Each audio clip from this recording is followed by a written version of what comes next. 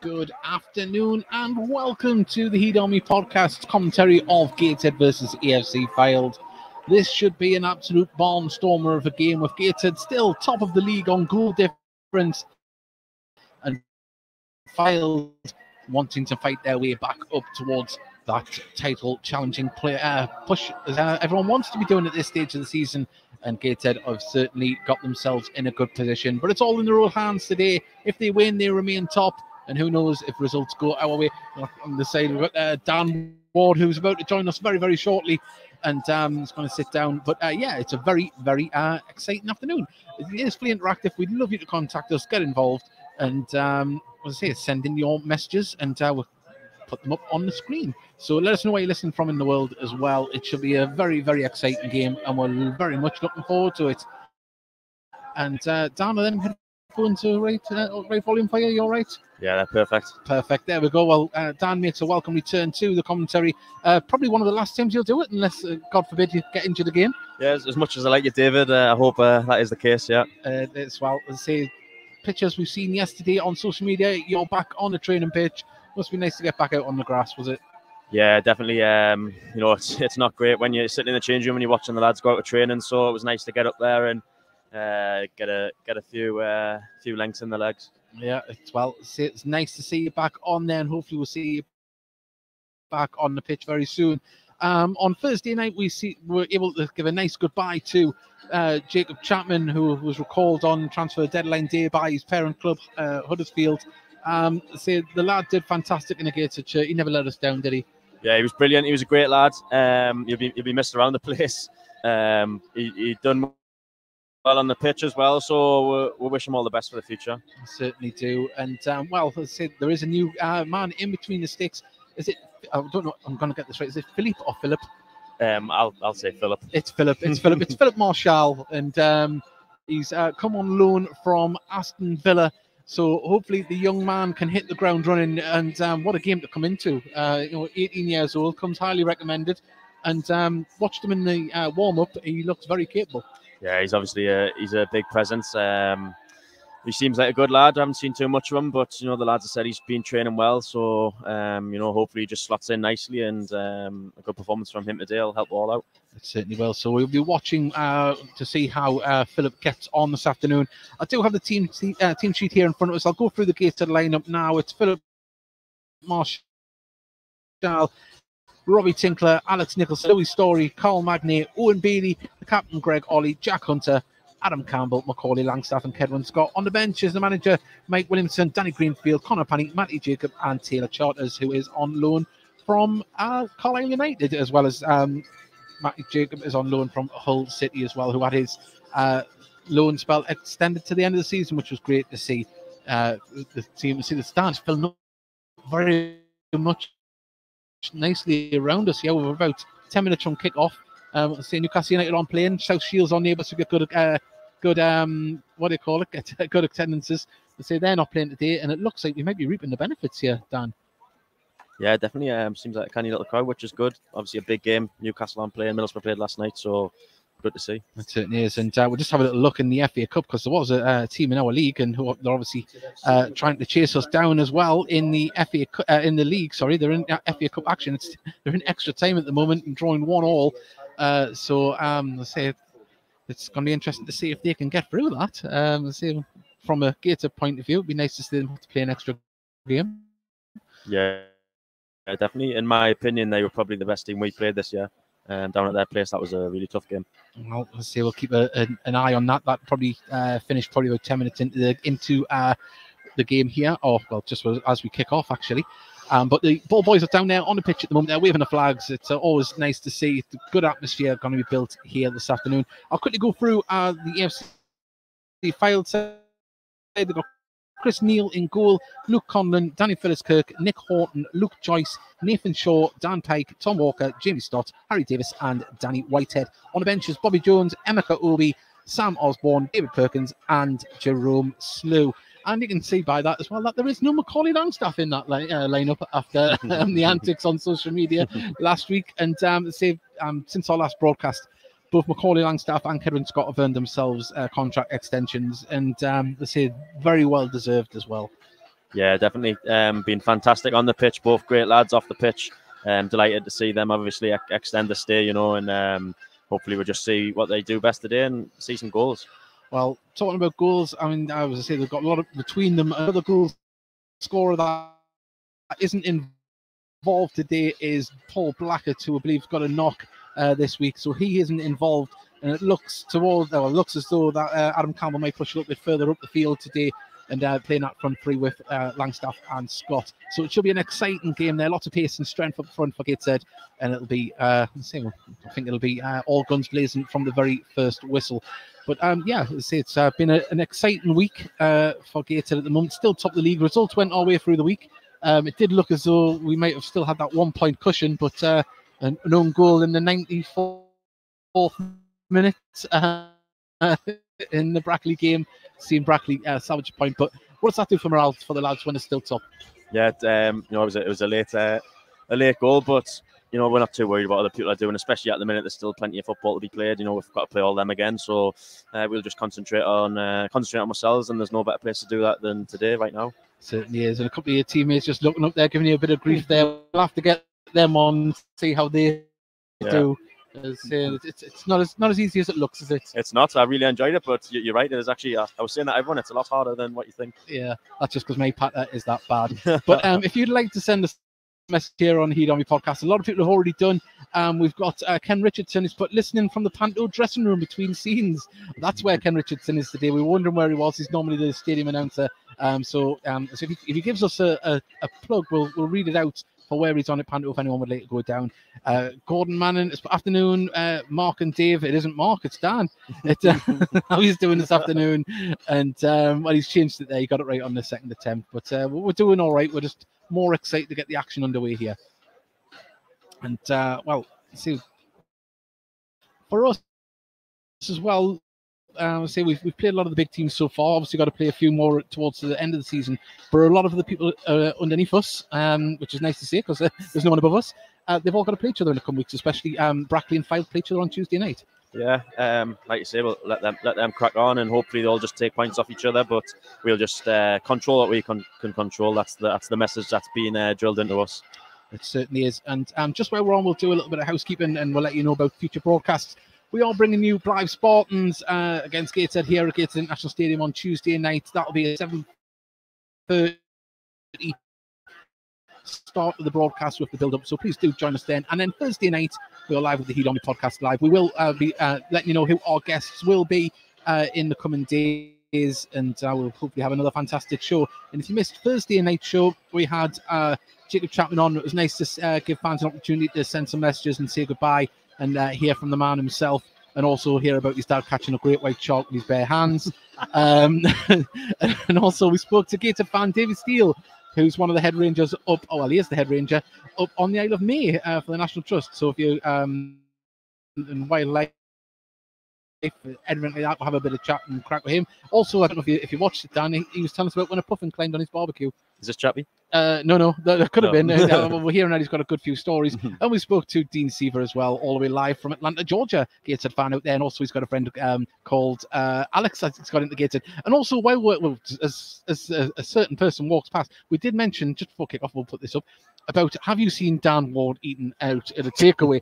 And we've got the first instalment here as an anonymous send there. So if you're just looking on the screen, you can't see the the man mountain, the chiseled Greek god that is Dan Ward, he does have a cheat day. So there you go. There's Dan Ward. That was after a game. That was after a game. Did we win? Yeah. Yeah, there we go. There we go. So he was allowed to have that pizza. We're waiting for the teams to come out. There will be a minute's silence before kickoff. Former commercial director Graham McDonald sadly passed away this week, and we send our thoughts to his family and friends. And there'll be a minute's silence observed before kickoff. And the flags are waving down on the pitch side. We are just waiting for the teams to come out. And there's a few photographers down there. I can't see Charles Waff. I can't. He's on the far side. There he is. He's waiting to get the action shots. He doesn't want the posy shots when people come walking out. But also a big thank you to Charles. He also provides us with photos when we need them. And do check out his social media. Look for Charles Waff Photography, and you'll see some great pictures. As we got away from the sub bench there, from the manager there. So has he told you not to swear? No, I'm on no restrictions. Oh, we are really, yeah. But yes, say we are waiting for the teams to go out. We'll give you the teams when they do come out. But this is what football's all about. Get to top of the league. It's in their own hands if they want to stay top of the league this afternoon at 5 o'clock. And well, it is going to be an exciting game. Well, let's have a look, see if anyone sent the messages in. Remember, you can send your predictions as well. Fully interactive. Let us know where you're listening from. And remember, share the broadcast as well. Let as many people know that we are broadcasting live this afternoon and that we will be bringing you Gateshead versus Blythe Spartans on Tuesday evening. And that one we will be joined by Mark Carruthers on the microphone for that game. And hopefully Dan might even be on the bench. Or is it too early, that one? I'd imagine it'd be a bit too early. Oh, well, he might be trying to squeeze onto Mark's knee to try and share the microphone.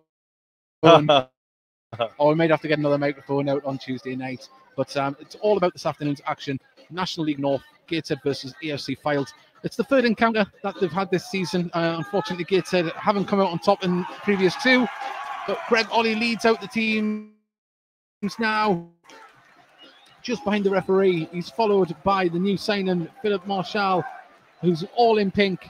And I'll go through the team sheets now. This is how your Gateshead side lines up this afternoon. It's Philip Marshall in goal, Robbie Tinkler, Alex Nicholson, Lewis Story, Carl Magny, Owen Bailey, Greg Ollie, Jack Hunter, Adam Campbell, Macaulay Langstaff, and Kedwin Scott. On the bench, it's Mike Williamson, Danny Greenfield, Connor Panny, Matty Jacob, and Taylor Charters. For AFC Fylde, it's Chris Neal in goal, Luke Conlon, Danny Phillips-Kirk, Nick Horton, Luke Joyce, Nathan Shaw, Dan Pike, Tom Walker, Jimmy Stott, Harry Davis, and Danny Whitehead make up there. And on the bench, it is Bobby Jones, Emeka Obi, Sam Osborne, David Perkins, and Jerome Slew. And Gateshead in their black and white checky shirts, and AFC Fylde all in yellow this afternoon with a couple of little dashes of dark stripes down their top. There's been being red this afternoon, but it doesn't matter what colour they play in. We've still got to get past them, haven't we, Dan? Yeah, very true. They've obviously done a job on them twice this season, so it'll be looking forward to hopefully us repaying the favour today. Well, the conditions aren't too bad. There is a gust of wind coming around Gateshead Stadium at the moment, but nothing compared to what we've had in the last week. And I don't know if you noticed all the sand in the stand when you were walking up. I didn't know. Yeah, it's been at the beach down here, but we're just having the coin toss, and then we will have the minute silence here for Graham McDonald. So we're about to have the minute silence on the referee's whistle.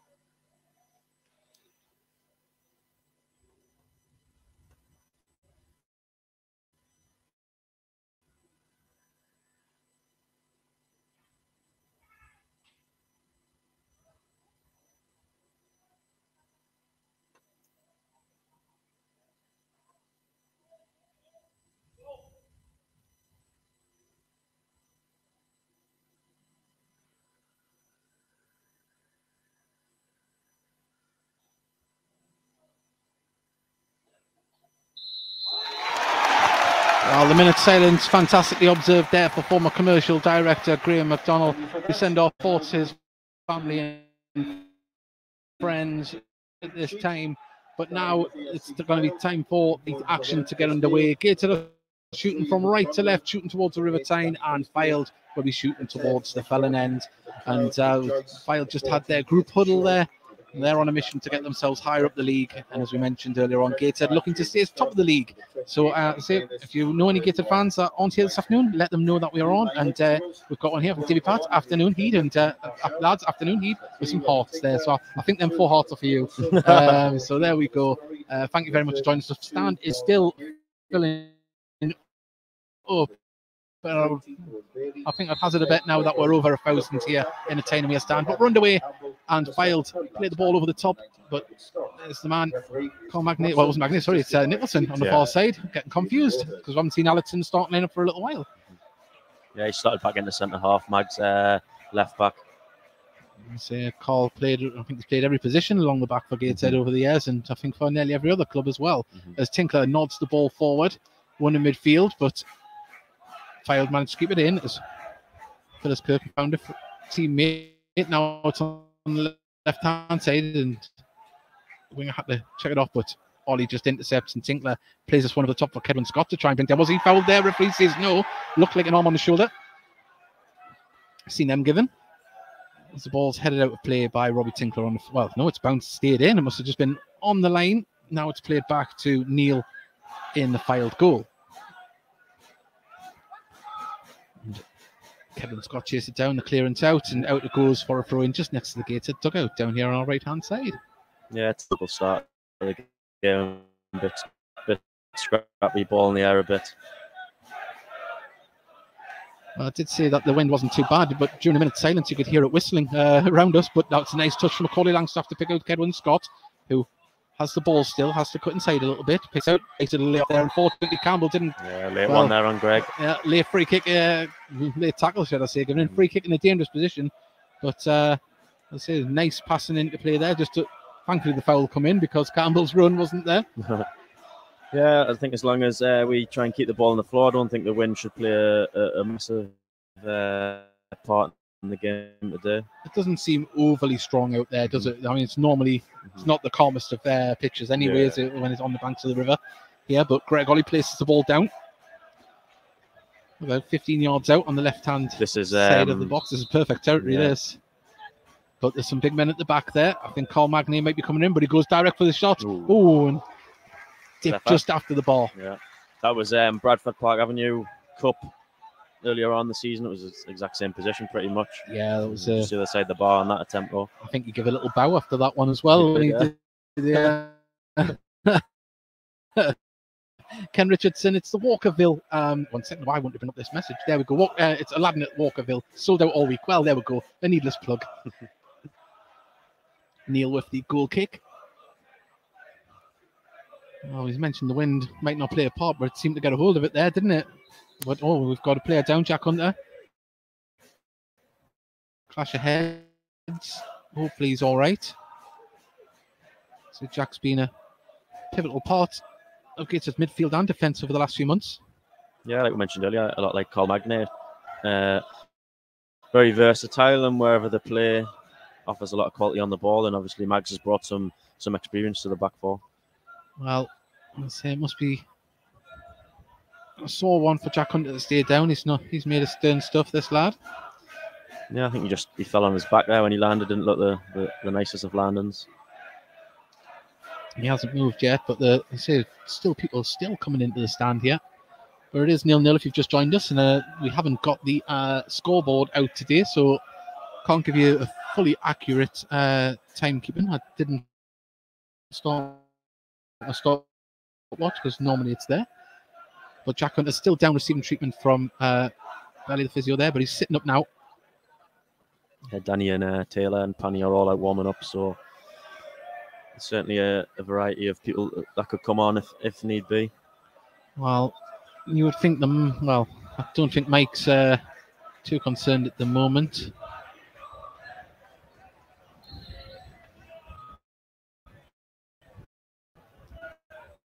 But as you mentioned, there is players on the bench, more than capable of stepping in. But I think Jack's going to be all right to continue as Gateshead take a throw on the far side up towards Kedwin Scott. There's a bit of tussling there as Nicholson tries to win the ball, and nice cover and play there from Campbell, and the ball's played over the top now, and the wind did seem to hold it up as Scott brings it down, dinks it over for the run of Langstaff. Hasn't been fully cleared yet by Fylde as you have the ball, nice pressure from Magnet, and out it goes for a goal kick. I thought it went out for a throw as well. I was just wanting to double make sure because I've been caught out a few times like that.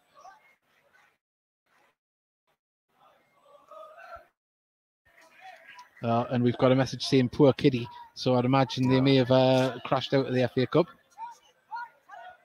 Yeah, they've done the National North proud. Certainly have. Well, nice movement from the front three of Gateshead there, stopping the short ball being played by the goalkeeper. And now it's going to go long. There's Neil down the left-hand side of the pitch. Jack Hunter's there to win the header, but it's going to bounce out to play for a throw in about 10 yards. Well, just on the halfway line. Stole a few yards there to the Fylde player. It's picked up by Whitehead, and then it's passed forward. Yet to see any real possession of play from either side yet. Both sides trying to settle down into it. Chested down the far side. A little bit of poor communication there as Gateshead can bring the ball through. Ollie gets it to McCall Langstaff on the right-hand side. He's got men in the box to aim for. Plays a grass cutter. Kedwin Scott, and that goes out for a corner. And that was some nice play. Yeah. The defenders were at 6s and 7s there. They had to get that ball away. Yeah, Greg jumped in the second ball and played forward straight away, and Macca found himself in some space. And we've seen many times Keds and Macca link up over this season, and they nearly did there. Greg Ollie stands over the ball on the far side. He seems to be doing a sign with his arms. There must be a set piece coming here. Well, obviously it's a set piece, but a worked one, should we say. Greg now puts the ball in. And Jack Hunter got a shot off, but didn't get the connection, but it's going to fall to the last man back in, Nicholson, who calmly plays it back to Marshall. Marshall passes it back to Nicholson. Ball pumped out towards the right-hand side. Ollie brings it down well, lays it off to Campbell. Campbell back down the line to Kedwin Scott, who's found himself on the other side. It isn't Kedwin Scott, it's the boots that's froze. It's Tinkler, isn't it? He's changed his boots. He must have got a bonus in his pay packet. Very flash boots. I thought it was just the goal scorers that went with the flash boots. Marshall plays the ball over the top, looking for Campbell, and it's bounced over the defender. And now, can Campbell get this ball into the box? He's on the far side of the... cut it back. He's still got it, though, and needs some support. Gets it to Ollie, and it was Luke Joyce that just pinched that ball away, because that was going to be a dangerous situation. But Gateshead still in possession now. Throw in quickly taken. Hunter gives it to Ollie, and it goes for a corner. And just at the minute, Fylde not exactly happy sitting deep. Yeah, brilliant. Nice little sustained bit of pressure from the lads. I think just Adam couldn't really choose who to pass it to there when he found himself in space. Well, just on the Kidderminster front, it was a winner in the final second of extra time. Sickner. Well, Ollie with another corner from the far side again.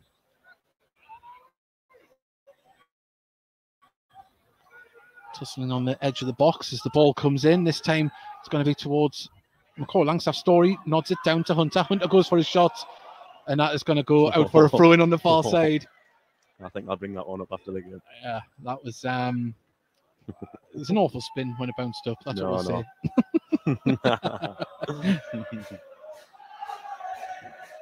It's the pressure of me saying I want a 40-yard screamer this season. That's what it was. It's in the back of his mind. We're throwing near the corner flag on the far side. It's launched up the pitch. Tinkler had nodded back in, but cleared in turn again by Fylde, and it's a throw just inside the Gateshead half. Quickly taken. Story, furthest man back by the goalkeeper. Passes his keeper, who comes out his box here. Very happy with the ball at his feet. Plays a crossfield ball back to Nicholson, who brings it down. Under pressure, though, from Horton. Back to Story. Gets it comfortable at the moment. Passing the ball around the back. Comes across to Langstaff. To Magnet. Scott holds it up. Gives it to Hunter. Hunter's under pressure. Calmly plays it back to Story. Story now looks for the run on the far side. Can it be brought down? It can. Tinkler's got the ball now. Now he gives it to Langstaff. Oh, and it bounces off. Well, the offside's come through, and nothing the player that Kevin Scott could do. And also, I need to correct myself. It isn't Tinkler with the blue boots. It's Story. Yes, Lou Story. I know, yeah. Just in case Robbie Tinkler's missus is listening, going, he's got a bonus and he's spent it on shoes. You won't thank you for that. No. I think Louis got a link somewhere where Newcastle's been bringing some audacious pairs of boots in the past couple of weeks. Oh, well. Free kick taken by Neil. Bailey wins the header, and Kevin Scott placed the header out lovely, but was asking a little bit much of Campbell. But Campbell's done his work and closed it down, and it's a throw into Fylde. Great pressure from Adam. Not allowing Fylde to build from the back at all. A little bit reminiscent of what we've seen other teams do when they've come to Gateshead Stadium. They've tried to stifle our play. And at the moment, Gateshead are doing a good job of that and stopping Fylde from being able to build from the back. It's the ball launched down the right wing, and Nicholson's there. Picks out Fylde player, though now it's with Shaw. Shaw is having to twist and turn. He's having to play it. Well, he's having to run back here, and he's having to pass it back all the way to his defence, and now Stott, he's under pressure, has to play it back to Neil. Neil's first touch was good, though, picks out the defender in front of him there. And it was Pike that's brought the ball away on the far side, now played forward down the line. Can it be kept in by Horton? And it is a corner on the far side. Yeah, good defending by Tinks. Will certainly look sharp in the opening minutes, which is great to see. Well, we'll wait for this corner to be taken on the far side here. It's Horton that's going to take it. Number 10. And crowding the young goalkeeper, which I kind of expected. Marshall, he's got a bit of space there to get through if he needed, and headed clear by Gateshead, but it's going to fall to number 3, who gets a shot from distance. And, well, he's been watching videos of Jack Hunter take shots, and that one's went wide. It's actually Condon there with that effort.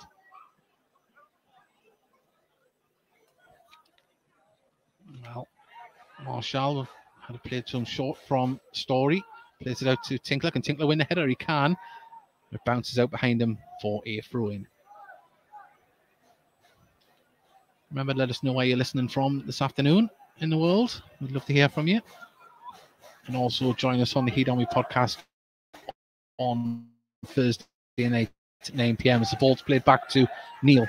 Neil, he wants some movement from his defence as he picks out the midfielder there, who turns and plays it forward.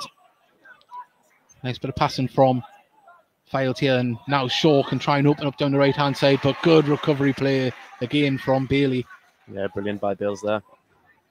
Some nice play up the pitch by Fylde there, to be fair. It was, yeah. They just picked out a man in space and kept the ball moving forward as the throw is being taken. And can Horton keep it in? Can it? Gives it to Magnier with a little chip up and clearance, but only as far as the captain. And now it's going to be Pike. Twist and turn, plays it off Story for a corner, this time on the near side. On our right-hand side. And we're just starting to see what Fylde can do in the final third. They can move the ball just as quick as Gateshead. But Horton now stands over the ball. He's got Whitehead come over as an option. But I think this one's going to be whipped in. Two players trying to get around. Well, moved there. So they're going to try and surround Marshall. A lot of movement. Still the corner isn't taken. Now it is as Horton puts this one in towards the danger zone, headed clear by Magnier, but it falls to a yellow shirt again. And now Condon tries to get space to put this in, but Macaulay Langstaff does well. But he gets past, gets his cross into the box, and well, it fell to a yellow shirt, but couldn't get the shot off, and hooked clear by Gates. And now on the far side, Condon brings the ball down well, tries to turn his man, but Langstaff's there to put it out, and that was a beautiful tackle. Proper striker's challenge that was. That's twice they've hung it up into the box. I think that must be something they're trying to do from corners, but we seem to be dealing with it quite well at the minute. Well, Condon showing that he's very capable of using the ball and trying to cross it into the box. As now it's with Joyce. It isn't with Joyce, sorry, apologies. Fylde now get it to Pike on the right-hand side. Try to play a ball through. Story just intercepts, and now it's cleared by Gates over the top. Bit of a foot race, and ball's going to get to Harry Davis. He's going to get there first. Plays it back to Neil. He's in all blue. Joyce has come deep to receive this one. Carries it up the pitch before passing it across to Conlon. Yeah, they're certainly looking to pass it out from the back. Yeah, and there's some Tom Walker, number 20, is the one to keep an eye on, because he seems to be a bit of a free roll at the minute. He's making some runs that haven't been picked up by his teammates. But now try and build from the back again. And Stott plays it out to the far side. And brilliant tackle. Nice tackle there from Tinkler. And it was that man Walker that he stopped, and Walker's got the ball again here. Tries to play it off against a man, and Nicholson's there to pump it out for a throw in on the far side. Yeah, Tink's just on the front foot there, stopping their attack. Now Joyce gives it back to Conlon. Conlon trying to get past two Gateshead players, manages to get it to a teammate. If he looks across the pitch here, he's got the ball for Pike, and it's going to bounce and hold up for him here. Didn't look the greatest ball at first, but it's a throw into Fylde.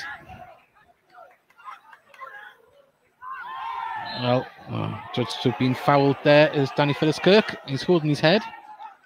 Yeah, I know you mentioned one of their players being a free roll. As far as I'm aware, I think they're without a recognised striker at the minute. So I think they're just playing like a front three who are sort of interchanging like ours do. Yeah.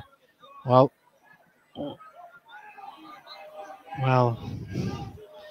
Phillips-Kirk, the captain, he seems all right now. But Horton's going to be the man to take the free kick here from the right-hand side, about 6-7 yards in, about 25 yards out. And this one's, I'd imagine, is going to be in for the penalty spot or the back post here. So all the big men from both sides are on the edge of the box. Now the ball comes in. It's a wasted one. Ollie manages to clear it. Lovely covering play as well from Scott, and Gateshead can now try and break. As it's a foot race now as it's Adam Campbell gets himself on the ball, plays in the middle and corner there, and Gateshead, the pressure in midfield, managed to get the break there. Yeah, great little nick from Keds. You know, he's tracked there centre half right back the edge of the box, and then we've managed to break. Very unlucky for Greg not to get on the end of that there, but we've got a corner. And a disclaimer as well: never try and judge a player by his boots, because just go by hair colour. Just go by hair colour. It's easier, isn't it? As Ollie's going to take this one from the near side, whips it in, keep our fists clear, and it's going to be Horton. Now he puts his laces behind it, but it goes up in the air. Tinkler nods it back into the box, headed away again by Fylde. Nicholson pumps it back up in the air. It's going to be headed away again by Fylde. Magny wins the header. Bailey wins the other header. Now it's been brought down by Fylde, and they're going to try and pass this on the grass now, as Campbell does well to stop Horton, and judged to have fouled him just in front of the Fylde dugout. Well, yeah, he's the man to watch, number 10, Horton. He's obviously scored plenty of goals. Showed some nice feet there. Well, Dean Seaver, he's put, hello boys, Heed Army USA listening closely away the Heed. Well, thank you very much to Dean for tuning in.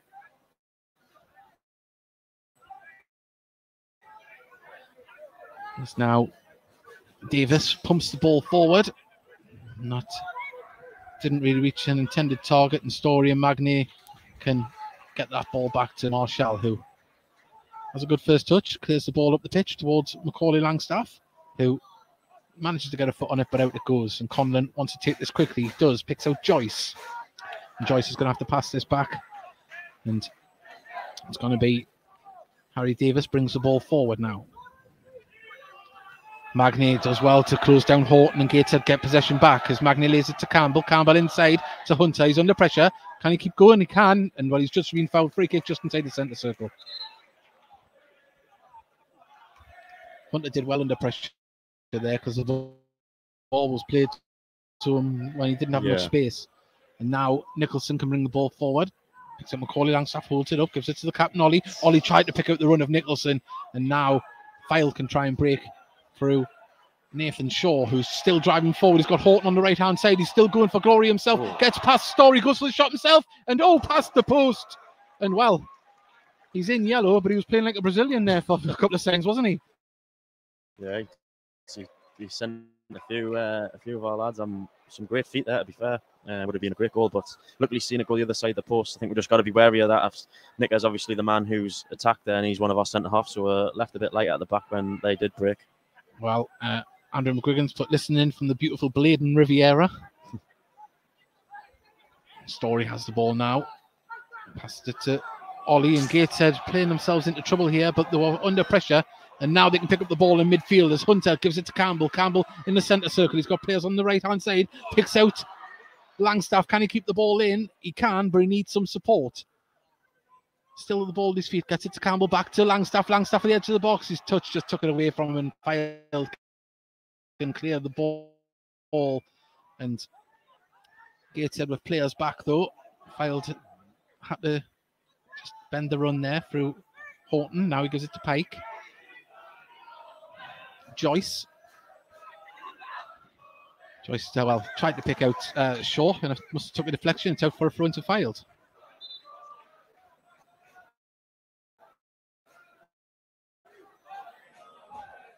Must have happened in front of the dugout where we couldn't see it. Yeah, I'm not sure who that's touched there, but right in front of the linesman, so we'll believe him.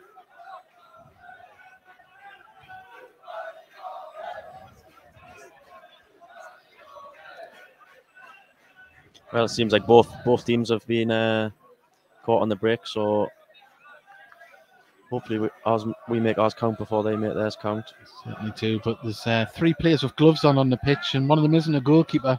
I think they made a sterner stuff on than Kedwin Scott is with the gloves. I'm only joking, he's harder than me. It's always the strikers, isn't it? It is. As the ball's passed back to Neil. Good pressure from Kedwin Scott to defender, pass it back. Ball played over the top, looking for the run of Pike. Pike brings the ball down. Magny just there to mop up and get it to Ollie, but he's under pressure quickly. Plays the ball forward, and there wasn't a runner there, and out it goes for a throw-in. Oh, we've got someone listening in from Shetland. Gale force winds and horizontal sleet. Well, rather you than me. The Story wins the header, puts it out to play for a throw into Fylde halfway inside the gated half. Horton grabs the ball, wants to take it quickly, gets it to Pike. Pike has to play back to Davis and across the Stott.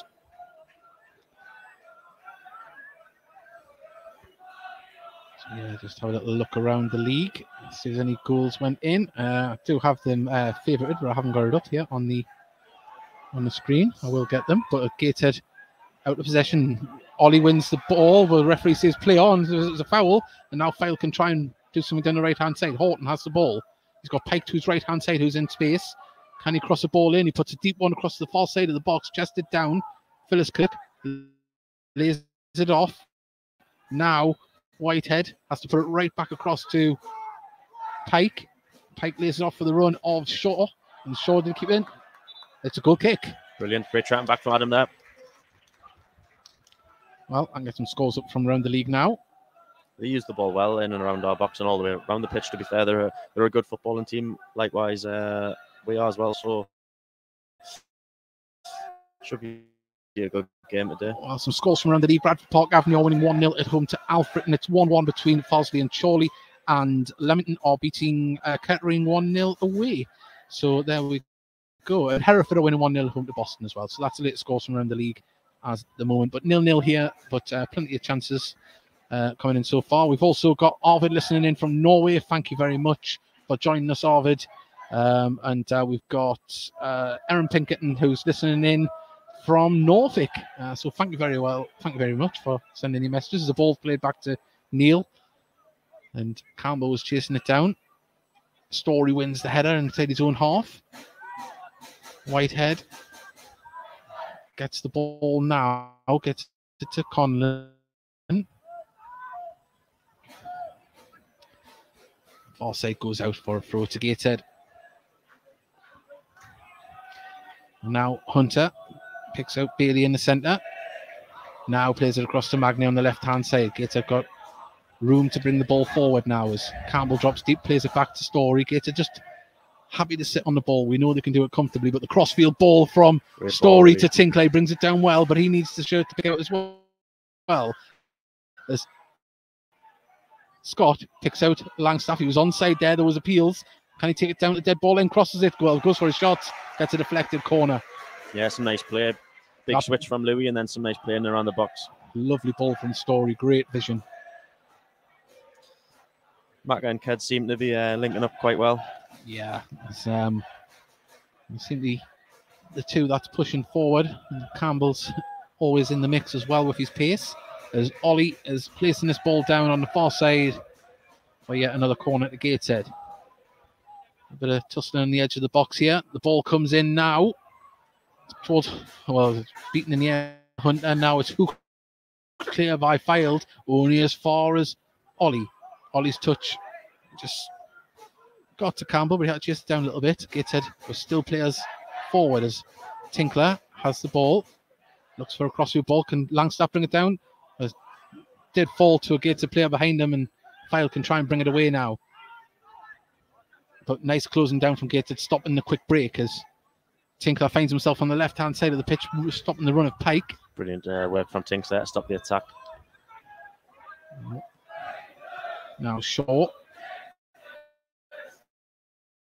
He's going to have to play it across to his defender Stott, and Stott passes it back to Neil, and well, the bounce wasn't the greatest, but Neil was there to hook it clear. Ollie nods it forward to Scott, who'll be offside. It was about 2 yards when the ball was played there. Now it's Walker on the far side, who opens up. He's got Tinkler in front of him, twisting and turning. The edge of the box, down the far side of it. Can he cross it in? Nice play from Tinkler to stop it, but now Conlon has the ball. He's going to play it to Joyce. Phyllis Kirk gets the ball back. Was Ollie fouled? He was, and it's a free kick to Gateshead as they tried to clear the lines. Yeah, the wingers look very useful when they're getting the ball and driving with it. Something we're going to have to keep an eye on. Tinks did very well there, just stop the attack again. Yeah, both Pike and Walker have looked good, haven't they, when they've got down the side of the box. Philip Marshall with the kick. Youngster on loan from Aston Villa for the remainder of the season as Conlon controls the ball. Has to play it back, and Scott was chasing it down, and Neil clears it in turn. Nicholson nods it forward. Conlon brings it down. Plays it off Ollie for a throw in to Fylde.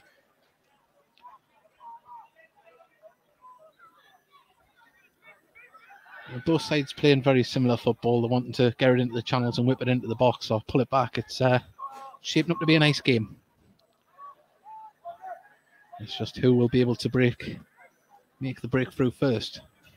Yeah, to be fair, not many teams come here and try and do that. A lot of teams we see come and sit off, but they're certainly not doing that, so it's a good game. Ollie backheads it on. Oh, ball pumped over for McCauley Langstaff to get to. He can. He needs to get past his man. Crosses the ball into the box. Oh, and Pike had to clear it.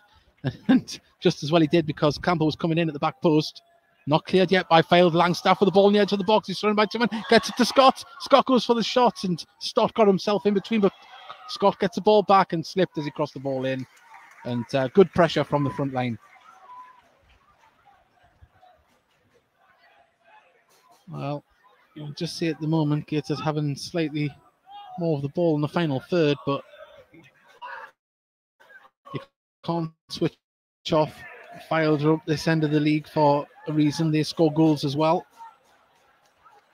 Now Story looks to play the ball back to Marshall, who's wanting to play forward. Pike closed him down. Sorry, it wasn't Pike, it was Shaw.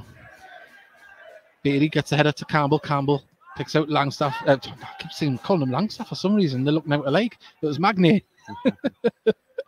One of them days as the ball goes out for a Gateshead throw. Yeah, no, I think, it must have come off a Gateshead foot there. I think Mac will be more offended by that than Mags. Yeah.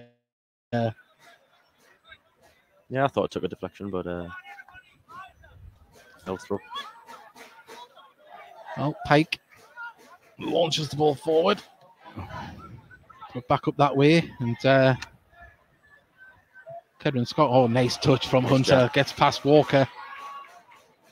There's one for the highlight reel, wasn't it? Yeah, great touch there by Jack. Huntinho, that's what we'll be calling him now. You almost thought they were going to run into each other, but Yeah. had other ideas. We should have knew we had it under control.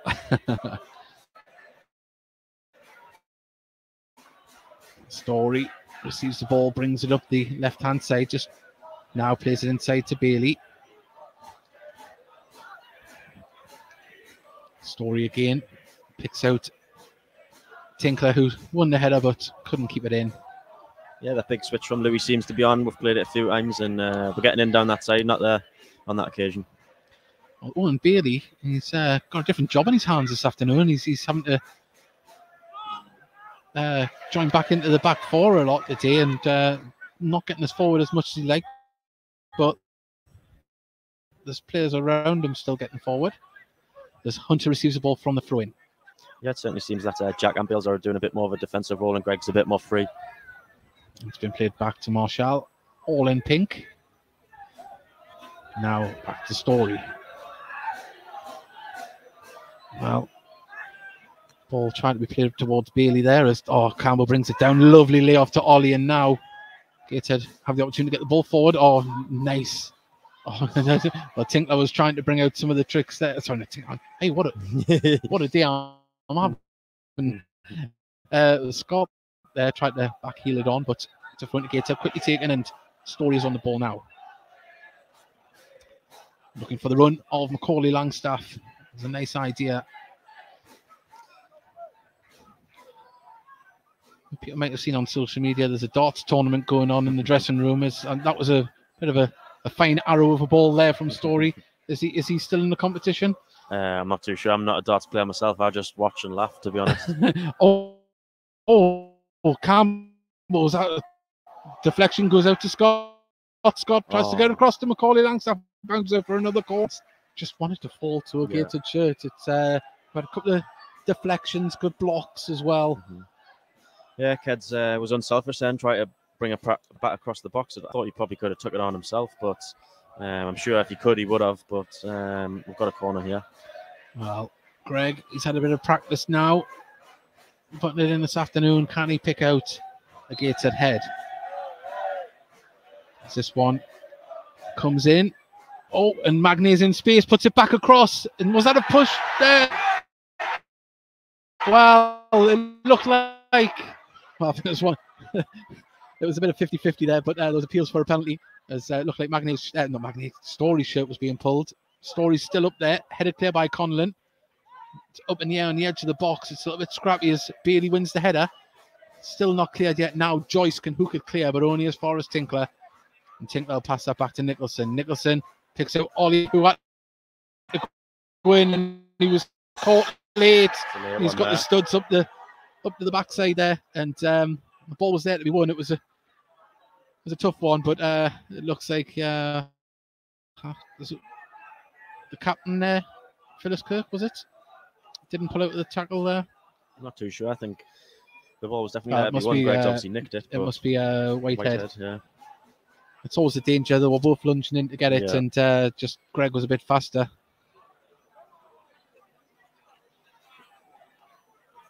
Well, he's giving his bum a little tap there. It's all right. He could do an Asda advert, couldn't he?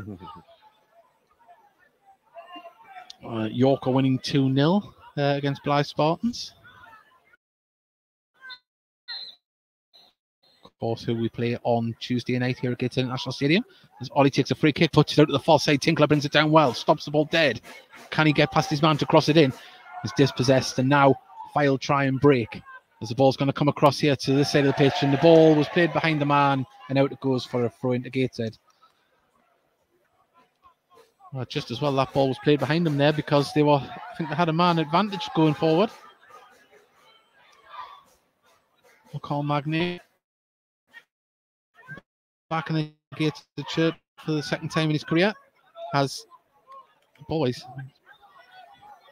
tackled there, the ball went back out for another throw in.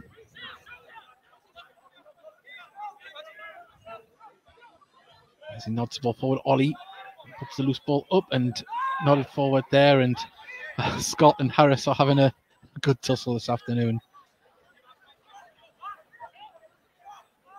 Nice touch from Hunter to Magne, back to Hunter, and Hunter, no nonsense, passes it all the way back to Marshall and negates a goal.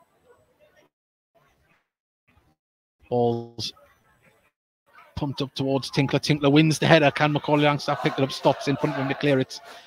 Hunter nods the ball down. Now Ollie wasn't Hunter. Now Ollie's got the ball. It was Bailey, and Bailey runs onto it, just a little bit too far in front of him. And well, free kick given there, and I think it's Harry Davis that's went down. Looked minimal contact there. Yeah, I think Bales was just eager to get on the end of that pass. Obviously, he would have nearly been one-on-one nearly in goal. So I'd be shocked if there was a card for this, especially after the other tackle just before that. I think it's sensible refereeing. Well, Davis is back up on his feet, and Bailey's going to get away with a warning here.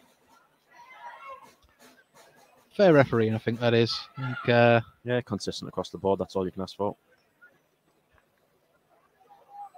Well, Liv Walden has put so excited I'm coming to the match on Tuesday night. Oh, fantastic.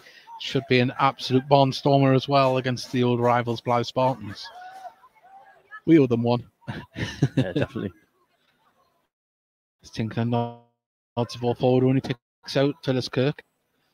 And the ball forward from Fylde only finds the Gateshead defences. Nicholson passes it back to Marshall, who takes the first touch there and then lays it off to Story. Good pressure from Fylde, but Gateshead managed to bring the ball forward.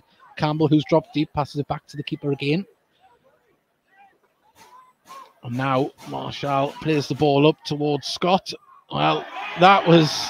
Well, we heard a clatter there. Referee says nothing given. Ball played back to Neil. And Neil clears that one. Magne is going to bring it down. Lays it off to Campbell beautifully. Campbell just pokes it through, but Joyce intercepts. And Campbell trying to chase down the ball back. The Story comes forward to win the ball. Well, that one... I don't agree with that one. I don't want to be too biased, but I thought that was went down very easy. But Norton brings the ball forward now, lays it off to Pike. Pike, no one in the box for him to aim at. Played into the middle. Hunter intercepts, and now Ollie's ball forward didn't find its intended target, and Whitehead can play it forward. Walker lays it off to Connellan on the far side. Let's just check his run. Good marking from Macaulay Langstaff. Back to Stott. Stott plays it inside to Joyce. Fylde having to move the ball backwards more than forwards. Now it's with Pike, whose first touch wasn't great, and that's a throw into Gateshead. Quickly taken. Hunter under pressure. Well, he did seem to get a clatter there, and then he started to do the worm, but the referee, nothing given there. I was just praising him as well. Who knew Jack Hunter could break dance?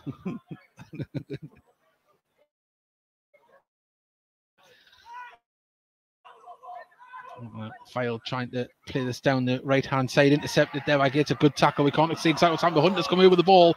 Tried to pick out Campbell. Just two yellow shirts in front of it, blocked it. Now we wait for the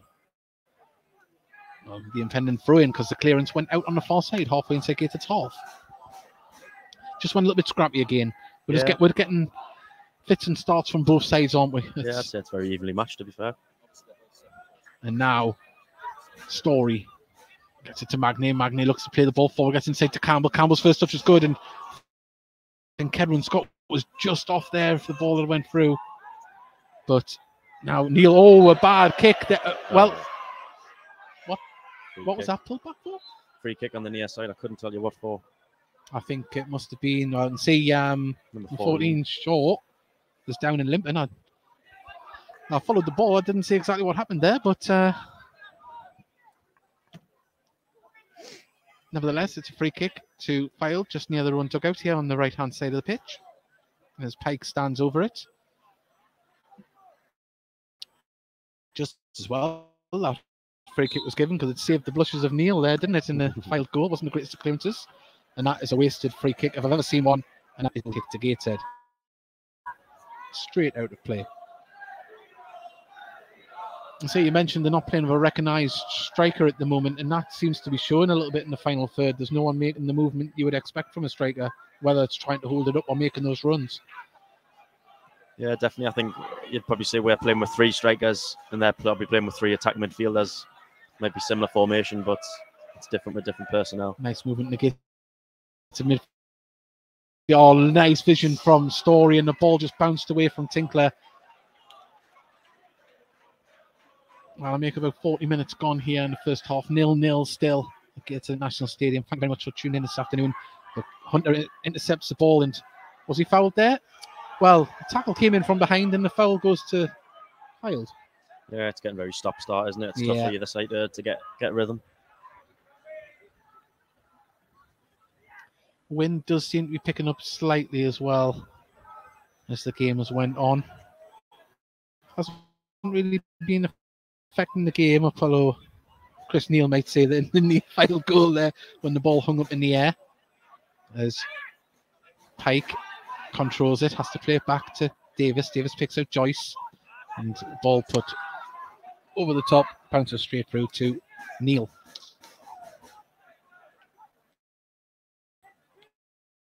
Start gives it to Conlon. Conlon under pressure, and nice stuff from Macaulay Langstaff, stopping him from getting forward, but it's a throw on the far side. Yeah, it seems as every time we tackle them, it's either going back to one of their players or it's going out for one of their throw. We just need that bit of luck where it falls. Davis' touch wasn't the greatest inside his own box. Campbell set to chase him down, manages to clear it to Pike. Gateshead closing down very quickly here, and the ball has to be hooked clear. Is that going to stay in? It is, as Nicholson has it. He's going to play it all the way back to Marshall. It bounces. Nice touch from the youngster on the edge of his box there, and quickly closed down, but calmly puts the ball at the top. Now Macaulay Langstaff is driving through, and the offside comes up, and I don't know how that was, because he had to back past his man. I'm not too sure about that one. That one is very, very suspicious. I must admit, I wasn't watching the 2 strikers when the ball was back, but like you say, he picked it up on the other side of the defender, so their centre-halves went ahead at Gambles, and the other 2 are behind him covering. So you struggle to think how he could have been offside. Very, very close. It was a great opportunity, a nice finish as well, but unfortunately it doesn't count. But that's what you need, is the strikers getting service like that. But what a pass from Marshall. Yeah.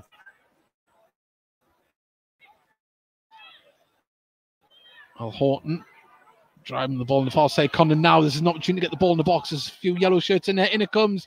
Nicholson clears it behind him, and now it falls to Joyce. Now it's with Pike. Pike has Shaw now, who he can lay it off to. Shaw with a nice bit of footwork to try and get past Campbell. Campbell still hanging on it, but Shaw cuts inside. Ollie with a good tackle, but it falls back to Shaw's feet. Now the ball across to the far side to Condon, who's going to pull it back. Hunter's there to intercept. Lovely stuff from Hunter, and he brings the ball away, but he needs some support. Ollie's there to give it with him. The ball over the top for Kedwin Scott. He's onside here, but the ball has bounced up. He's still got the ball. He's going to hold it up. He's got Stott on his back at the moment. And Joyce is doing well on the far side. Was he fouled? No, and Fylde come away with the ball. Story manages to pick out Campbell. This is a good area. He's dead centre in the pitch. Does he go for a shot? He does. It's blocked. And, well, Louis Story was on his left-hand side there. He didn't see him, but he had an eye for goal. And now Nicholson will intercept, and so does... Well, Magny was there for double cover, and just as well he was. As Ollie now can try and play the ball forward, and Langstaff holds it up well with a nice touch, gets it to Campbell. Campbell is going to carry the ball forward. There's 5 yellow shirts back with only 3 Gateshead players around. Now Ollie's up for support. In comes Magny at the back post. It's going to come to... Oh, what an interception by the Fylde defender there. He had to get it in. I think it may have been, was it Joyce there, number 12? Or may even be Horton that got back and cleared that. But yeah, he's done really well there. The right back was a great ball from Greg. Game just opened up there for 5 minutes. Macca was ready to pounce, but it was their right back, is it? I think it might have been Horton, that was there. I think Pike's a little bit bigger. But yeah, regardless, it was a crucial interception. But another corner from Ollie, this time on the near side. Down to our left here. As we wait the delivery, there's players moving around, and it's going to fall to Campbell from the clearance, and now he puts the ball in there, hit the first man, cleared, but Jack Hunter picks up the loose ball. Story lays it off to Tinkler. Tinkler dinks it up into the box. Magny's there, nods it down. Oh, and a shot. Oh, past the post. unselfish from Magny. Tried to nod it across. I thought he might have went for glory himself there. Yeah, when he nodded it down, to be fair, you were looking, thinking, who's he nodded it down to? And then Bales just sort of came out of nowhere and sliced it just the wrong side of the post. Well, Liv Walden sitting in Costa with the commentary on. Hope you aren't too cold where you're sitting. No, it's nice and warm here. Tropical. And hello to the people of Costa. Well, finishing the first half, strong Gateshead at the moment. Fylde trying to play from the back and Gateshead applying pressure. And now it's Pike who plays the ball forward. I think it was Pike there with that clearance. I think you're right earlier on there. It's hard to tell with the shirt number on the far side. 50-50 draw has been made, and the winning ticket is 08854. Well, it's worth £310. Nah, I would have been away. Would have been down to Costa. An additional 2 minutes. 2 minutes added on here as Tinkler has the ball. Ollie under pressure, lays it back to Jack Hunter, who the first man back now. Gives it back to Marshall, who just stops the ball on the edge of his box. Plays it out to Story. Story has to stretch and didn't manage to keep it in there. Did he just put the ball up for extra time? 2 minutes. 2 minutes added on. So I think we're about a minute into that now. Now Fylde on the ball, looking to create one last chance before the end of the first half. And they still have the ball, passed it back to Neil in the Fylde goal. Now Davis.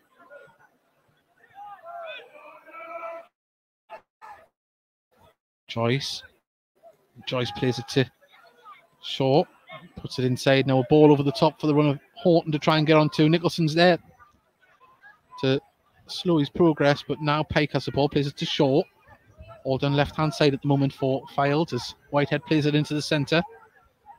Now Joyce. This is the captain, Phyllis Kirk. Horton.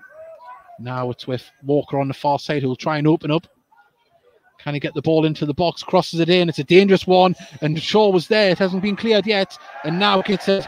Try and clear the ball. But there we go. Finally, as half-time whistle goes. And it's 0-0 here at Gateshead International Stadium between Gateshead and AFC Fylde.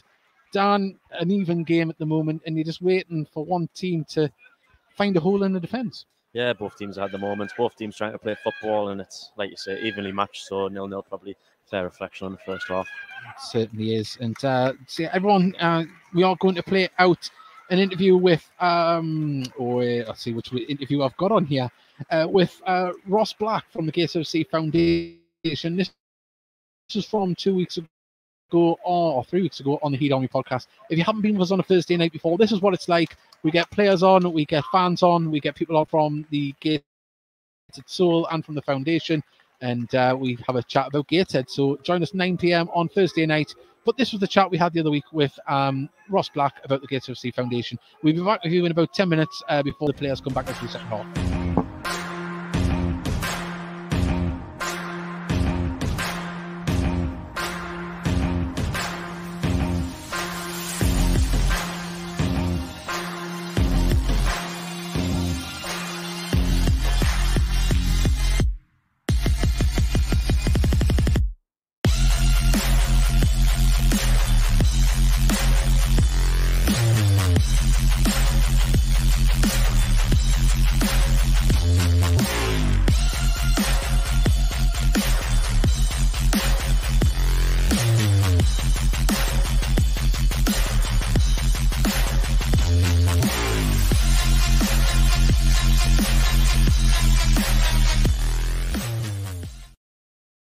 Well, I don't know what happened at the end of that video. The Gator badge was supposed to be behind it, so I don't know what's happened there. But from things looking bad to things looking beautiful, Ross is with us now. How are you doing? Hi, lads. You all right? I'm doing well. Well. Not better now, Ross? Oh, a lot better, thank you. Good. See, we had the lads on from Inspired and the team last week, and things are, looking very positive from the foundation. Another string to the bow with the club with that team being introduced. But we spoke to obviously the lads, and there's a lot of work to be done to get that team to the Costa Blanca. Is there anything that you want to add in the way fans can get involved to help with getting them there? Yeah. So luckily enough, I met the lads today. So we had another meeting with the club and the foundation ourselves were inspired. We've got now in place 2 bucket collections for upcoming home games.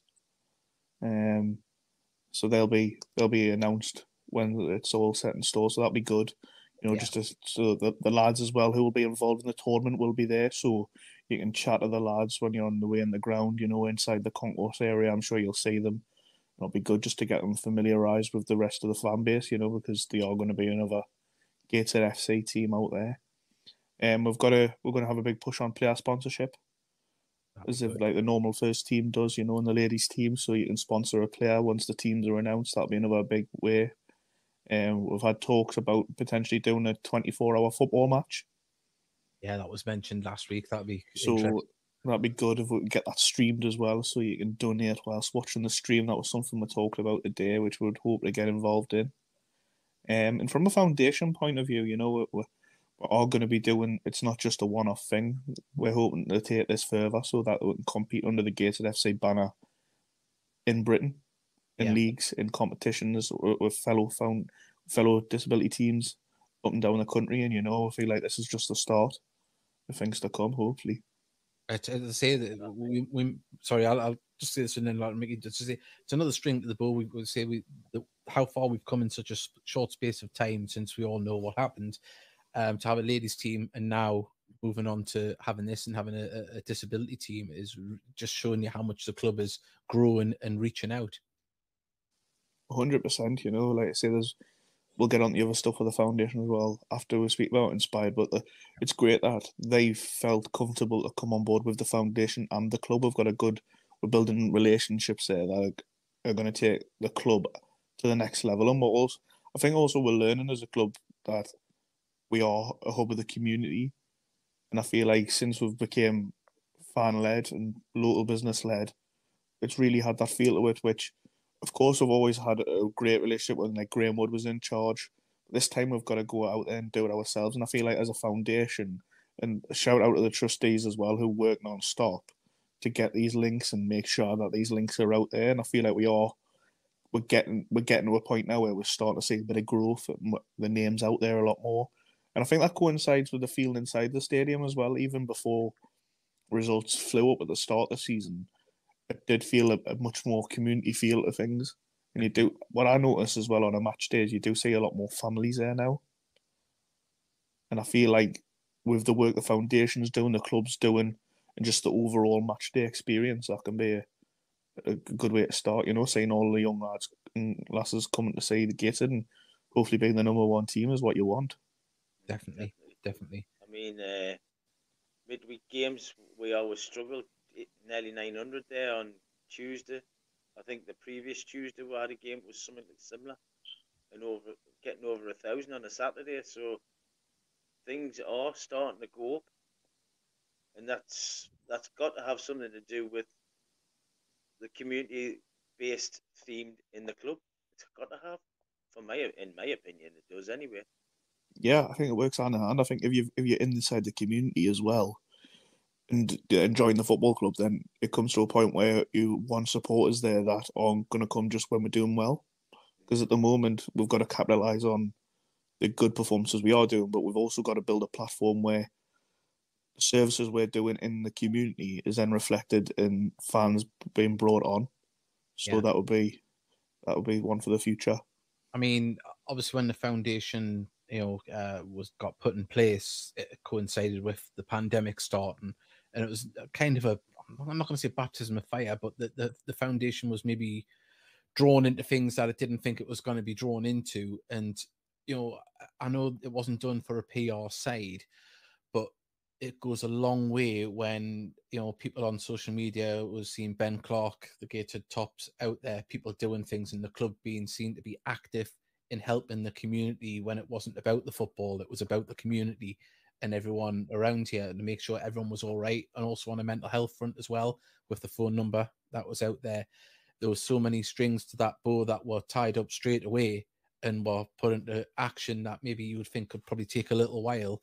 I think it put the foundation in a light that maybe elevated it a little bit quicker than what it would have just, reaching out initially. It got knee deep into the community right at the beginning. Yeah, 100%. Like even just before the pandemic, we were lucky enough to get links with the Gateshead Food Bank, and before one of the home games, we had a big, massive food collection, and I don't think we knew how big it was going to take off and how well the fan base would respond, and the Gateshead Foundation would, the food bank, were over the moon with how much food was brought in by the fan base. They said it was huge, and that's one thing we are still going to do. We had 3 dates slotted in, and due to COVID and the FA Cup and that, we haven't managed to get that done yet. But that's definitely one thing we're going to be doing upcoming. And there's a few things, like Ben and doing such a good job, and the other coaches are on board. We're now in 6 schools in the Gateshead area. That's fantastic. I know that was always a big thing ever since I've been a Gateshead fan, the club wanting to get into schools, and whether it was a case of getting it done or not having the resources to get it done, having it now in place is just, as I say, we keep saying it, there's so many positives at the moment, and but it all goes down to the hard work of the people behind the foundation, people like yourself and the trustees. Yeah, the whole trustees, I list them all off, but they probably wouldn't want a thing, but the work they do, behind the scenes, they put in the hard yards, the attend the meetings, they apply for grants, they get things done. Like I say, the walking football sessions, they've been very successful. We've got 4 on now in the area. We're not selling out. Every time you look, they're full. Yeah, they're very busy. And the good thing is for me is we're getting different people in of all ages for the open ones, and then the select ones, we're getting people who are coming in for the first time maybe, and they're feeling comfortable. And the good thing for me was I seen 2 people who were seeing the walking football then in the crowd. You know what I mean? And it's something that you hadn't. It's all about one community and one big fan base, and that's what, getting people out there, getting healthy, having exercise, walking football. And I know it's just walking. It sounds silly, but when you do it, it's tough. It's not easy. Yeah. You don't have to your first touch is as bad as mine. But yeah, the Junior Heed Club as well, you'll notice that's on again this Saturday, so for any young kids who are massive Gateshead fans, or even if they're not, they just want to play football, they get a good coaching session with Ben. I've seen him work, he's brilliant at what he does, and that's on every Saturday. You can just go on our website, the Gateshead Foundation website, and you can register there and get that done before match day on a Saturday, so the kids can go have a training session with Ben, and then hopefully come watch the lads at 3 o'clock, And when I was a kid, we went, I just turned up the matches and I had that on top, it'd be brilliant. And I feel like that would be, for the young Heat Army coming through, that would be perfect. It is. It's as I say, you mentioned that the club's planting seeds, and we're starting to see things flourish from that. And that's, someone might be watching now and going, well, it was only 2 people come along. But if you're doing that each month, each year, it keeps building up and building up. And as I say, well, you join us here. It's half time between Gateshead and AFC Fylde. It's 0-0. Gateshead probably making the Fylde goalkeeper work a little bit more, but neither goalkeeper really tested that much. And it's all to play for here in the second half. I'll go for some half-time scores here in the National League North. And this is the state of play at the moment. Blythe Spartans are losing 2-0 at home to York City. Bradford Park Avenue winning 1-0 at home to Alfreton. Chester 1, Southport 0. Kirsten Ashton are down to 10 men. It's 0-0 there at home to AFC Telford. Chorley are winning 3-2 away to Farsley Celtic. 0-0 here, of course. Brackley are winning 1-0 away to Gloucester. It is Guiseley 0, Darlington 0, Hereford 2, Boston 0, and Kettering 0, Leamington 1. So that is how it stands at the moment. And we'll give you more goal updates throughout the second half. So a big thank you to everyone that's tuned in so far. Remember, please do join us on Thursday nights at 9 p.m. the Heat Army Podcast Live. We'd love to have you come along and interact to us. We had a fantastic show last week, and we had former Gateshead player Loney Jacob Chapman speak to us, and it was great to be able to say a goodbye to him and thank him for his efforts in a Gateshead shirt. And we look forward to seeing what he does with his career moving forward. Hopefully he'll make it as the Huddersfield number one. And we said to him, when he signs for Real Madrid, tell them he learned it all at Gateshead. And so it was good to speak to him. And also we spoke to a celebrity fan, as we like to call him, David Steele, from he works up on the Isle of May. He's the head ranger up there with all the wildlife and tourism things that go on there. So it was lovely to speak to him and catch up with him, because he has to follow Gateshead from afar for most of the season when he's up there in the wilds of the woolly. So, and also we spoke to Dean Seaver from Atlanta, Georgia. We were speaking to a Gateshead fan from America, and we hope to speak to a few more. So let us know where you're listening from this afternoon. You can send us a message, as James Rushmore's done. He's put Heat Army. He's here at the match, but he's still found the time to send us a message, which is absolutely fantastic. What a lovely, beautiful human being James Rushmore is. So say thank you very much for sending that in. And Dan will be back with us very, very shortly. I think there might be a change here at half time, because we've seen Matty Jacob go down the tunnel with his top, and be careful. And so we want to be so that we've got some Raj kids near the table. And so yeah, well, it looks like Matty Jacob might be coming on, and we'll let you know if there is going to be a change here in the second half. But it did look that way as he went down. He isn't warming up with the other lads here at half time, so hopefully we'll see what happens very soon as Dan Ward joins us back at the table. And I say we've been doing a little bit of detective work as I was sat here. I think maybe the change. Looks like Matty Jacob might be coming on. I'm not sure who's coming on. I know that Jack Hunter's struggling with, I think it's the knock he took in the first half. I think the head injury, I think it's precautionary that he's coming off, but I couldn't tell you who's coming on. I see Matty Jacob go down the tunnel, grabbed his shirt and go down. And so hopefully we'll find out what happens. Hopefully Jack is all right, and we'll see what happens here in the second half. You won't miss a kick with us. Thank you very much for joining us. But say, Dan, it's all to play for, and it's going to be an exciting second half. Yeah, hopefully it'll be very, very exciting. We're joined by the little Heat Army here. Yeah, as we've got some little Raj packets squeezing BBC Radio Newcastle's mic. Yeah. No, you can't. Go away. So, as I say, you can listen to it on YouTube. You'll hear yourself back and what I'm calling you. And so we'll say it's nice to see kids getting excited at the game, but don't touch the microphones. They're expensive. But yeah, so we are waiting the teams to come back out. It does look like there will be a change, and we'll just have to see how that changes the formation. But if Jacob does come on, you would think that might give us a little bit more going forward down the left-hand side. Yeah, definitely. Obviously, bring some pace on. I mean, he's still out there warming up, so perhaps maybe it's Taylor coming on. He's the only one of the subs that I can't say at the minute. So it might have been, yeah, it might have been. So it might have been Jacob grabbing his shirt and taking it down for him. But yeah, so we'll definitely find out here. But Taylor Charters does look like it'll probably be the like-for-like swap. The youngster on loan from Carlisle, and we are seeing the board being readied here. And Gateshead now come back out onto the pitch. And say we haven't seen. Well, there you go. Taylor Charters wearing number 25 will be replacing Jack Hunter here, and it's a shame because he did take a knock, but he had a good first half. Yeah, Jack's job sort of. He does a lot of the unsung work, and him, and likewise when Bales plays in there, it's just they have to do the dogged work, but you need them in there for everyone else to play and everyone else to get the plaudits of the good stuff. Well, we've just had a message from Ken Richardson. There's a lad called Eamon Devaney celebrating his 13th birthday at the match today after coming over from Ireland. So so that's fantastic. Happy birthday to Eamon. Yeah, happy birthday, mate. Hopefully we can be celebrating with 3 points this afternoon, as Marshall is the last one to come out onto the pitch here for the second half.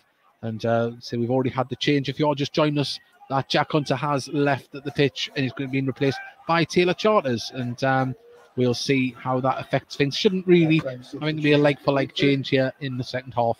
But the looks like the referee and his assistants are happy. We're about to get underway. And talking referees, I was talking to Alan Wilkie before the game there. He's assessing the game today. And nice to see him down here. And He's got some stories to tell. Have you ever spoke to him? I have not known. He's the man that sent off Eric Cantona. Really? At Selhurst Park. No. That famous studs in the chest. Yeah. He's got some good stories about that, about how he had to get out the ground. Very easy decision, isn't it? Yeah, he's a lovely man as well. Heavily involved at Chesterley Street, and he was telling us they hope to get their clubhouse back together after the wins of a few months ago. But throw in on the far side to AFC Fylde.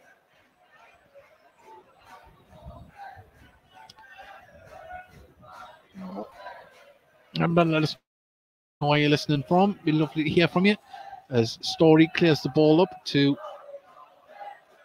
Joyce that managed to head that one clear. Now Walker has the ball, is going to lay it off to Conlon, who's going to have to bust a gut to keep this in, and he can it. And it's a throw indicator just inside their own, inside their own dugout there, as it's passed back to Ollie.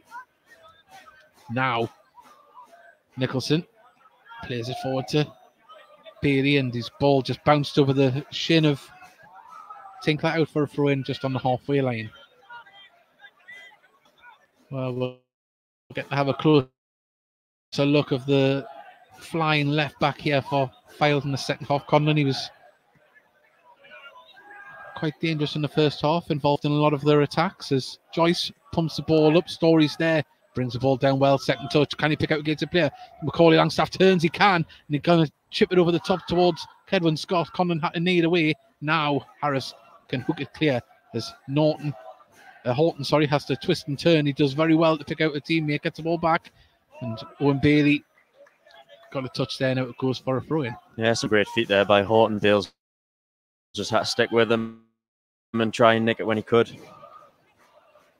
We've just got to try and keep him as far away from our goal as possible. Definitely. And Davis pumps the ball up. Nicholson's there to head it clear. Joyce nods it down to Phyllis Kirk. Phyllis Kirk's ball forward when he finds Nicholson. Ollie being quickly closed down in midfield. Gateshead at the early stage of the second half. And the ball's all the way back to Marshall. Marshall pumps the ball forward, looking for the run of Scott, but calmly headed down by Stott. Well, ball goes out to play for Gateshead for Whitehead. A little bit presumptuous there.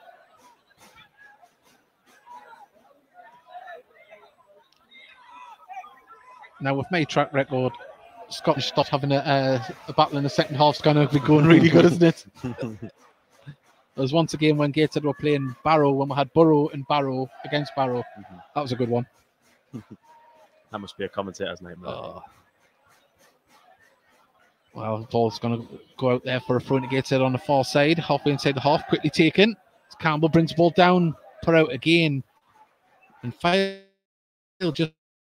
just happy to put it out at the minute, aren't they? Throwing on the far side, Magnate picks out Macaulay Langstaff. Magnate puts the ball into the box, bounces over the players. Bailey wins the header, gets it to Tinkler. Tinkler lobs it over to Scott, and a crucial header to get that one away, and hooked clear again by AFC Fylde. Story puts it out, and I think the wind might be starting to affect it a little bit on the far side. Maybe did Fylde an injustice with we've seen a couple of balls put out, but Story's ball went straight out there as well. Yeah, you can see when the ball's in the air, some of the lads are sort of hesitating, so it must be sort of hard to judge where it's going to bounce. Cameron Long's asked the question, how many AFC Fylde fans are there? It's hard to tell from where we are. Sounds like we can hear them a little bit, but there's so many fans around us you can't see a long stand as Davis heads the ball out on the far side, and that's a throw into Gateshead about 15 yards from the corner flag. Campbell quickly takes it to Magnate. Magnate is going to look to play this to Bailey. If Bailey looks up, he's got Tinkler in space, but finds Nicholson first. Now it's across the right-hand side with Tinkler.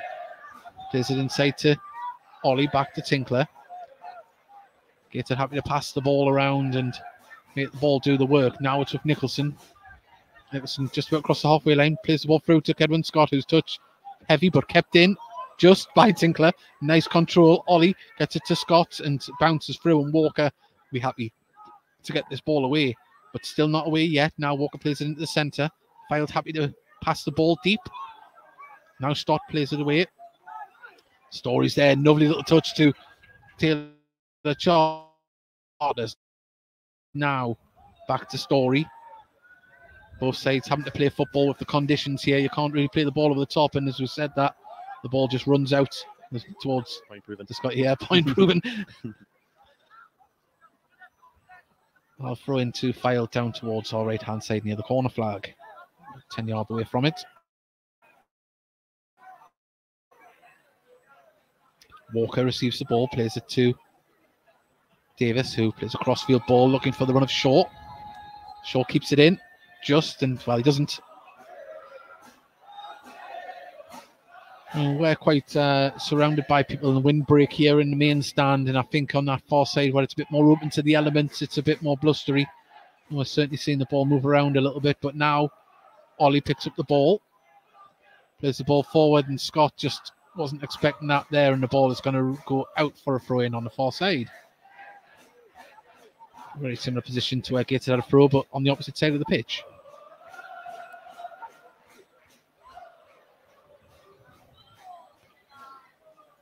Well, Taylor Charters has just slotted in there, hasn't he? It's like for like at the moment. It's a big, strong lad like Jack.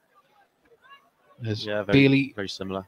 Puts the ball through and an awkward bounce. Now Macaulay Langstaff, he just couldn't get his foot and he went down. There's a few appeals from the back of the stand, but I think he just slipped there.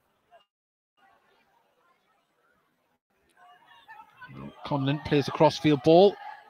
Magnier there nods the ball on, unfortunately, for the Fylde player to run onto, and twisting and turn, can he get the ball in and come off against a player on the far side? But that ball just seemed to sit up perfect for Shaw, didn't it?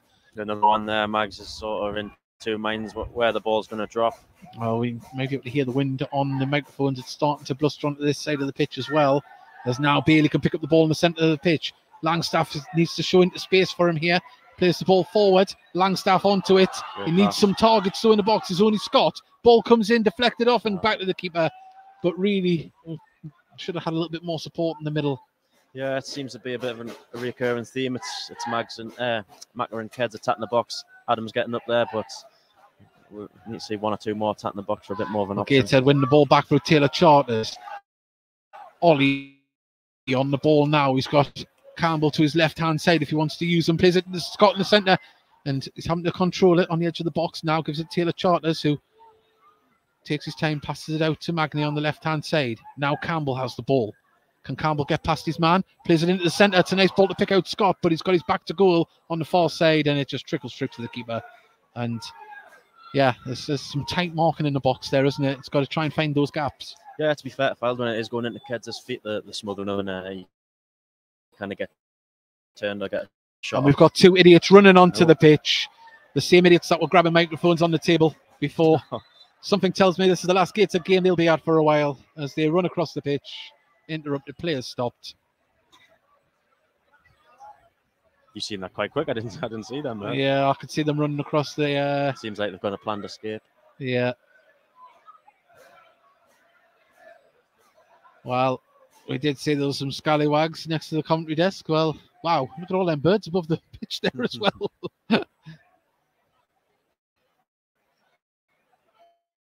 Well, we've got the referee isn't happy about this. He stopped the watch. He wants his security guards to get them because they're on the far side of the pitch there. I don't know if something else has been said on the pitch. He isn't happy, the referee. But this isn't what we needed. There's some fireworks just went off in the distance towards where they are. They're trying to escape through a hatch and they're locked in. They've got to stay. Yeah. Oh, well, they've got in the route.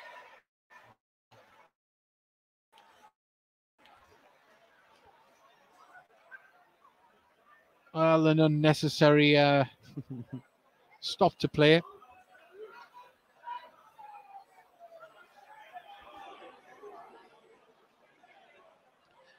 Well, Fylde players want to know where the ball's going to be played from. Drop ball, pass back to the keeper, and, well, made a bit of a mess of that, the referee. Well, Gates to win the ball midfield through Bailey. Bailey wants some support. He's got it from Magni on the left-hand side now. If Magni plays the ball forward for Bailey, he's trying to run onto it. Good cover and play there on the far side from Fylde as they try to clear the ball. Lovely turn. Gets the ball up and a foul's given. Late tackle from Gateshead player. Well, Cow Daly, who's up in the Shetlands, he's put those bairns on a plague. Yeah, they are.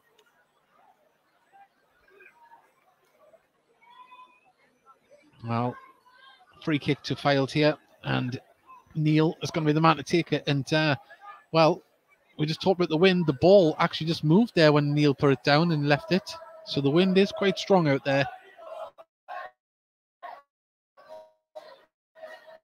Stronger than what it feels up here in the stand. As Whitehead back heels it to Phyllis Kirk, but Ollie's there to intercept, and now gets it on the break. If he looks to his left-hand side, he's got Kedwin Scott, who he uses. He's on the edge of the box. Can he get a shot off? He's going to have to cross it back across corner for Gateshead, but that was nice movement. Yeah, there was a few little niggles at Greg in the build-up there. The ref doesn't seem to have brought him back. Ads is going to take a quick corner here.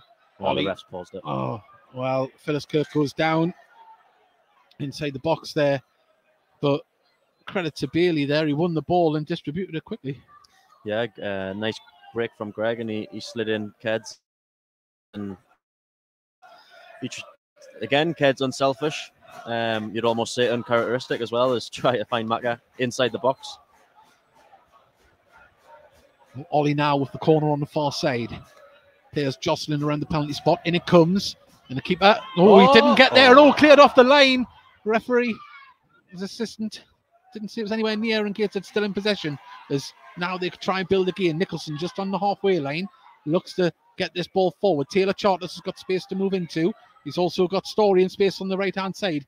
And his balls went out off his inside of his ankle there, and it's a throw into AFC Fylde.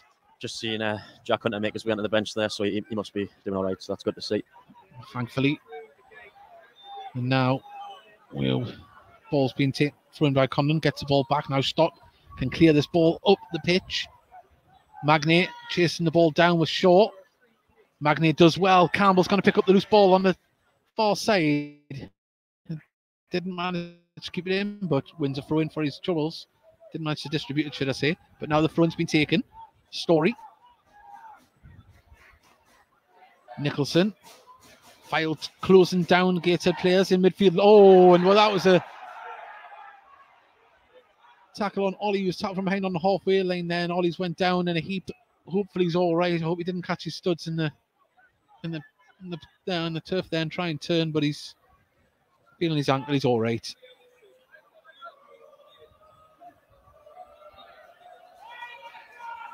I think the Fylde midfielder was caught napping a little bit there, because I think he could have won that ball before it went past him.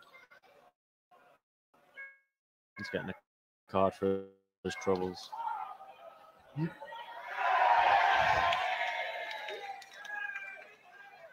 Well, we wait this free kick to be taken. Was there a yellow card given there? Yeah. There was, yeah. I think it was Joyce. Ollie has the ball now, pumps the ball up towards the edge of the box. It's dipped there. The wind definitely is affecting this. As we said before, and Gateshead win the ball back, and it's a free kick dead centre in the pitch. And I'll tell you what, he's in a lot of pain, Lewis Story, on the pitch, and going to see what the referee is going to do here. Don't think he's going to. Well, he's got him in the hip. It looks like it's above the hip and in the midriff there. It's where he's holding himself. Well, the referee's surrounded by the players here. He's called him over. Well, very central here. The referee's not going to do anything apart from give the free kick. It's an awkward position, this. It's more or less bang centre in the pitch. I think Louis picked up a dead leg for his troubles. Yeah.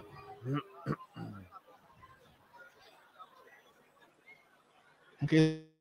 It's had a lot of possession and passed the ball around, and a little bit of frustration getting into Fylde's game at the moment.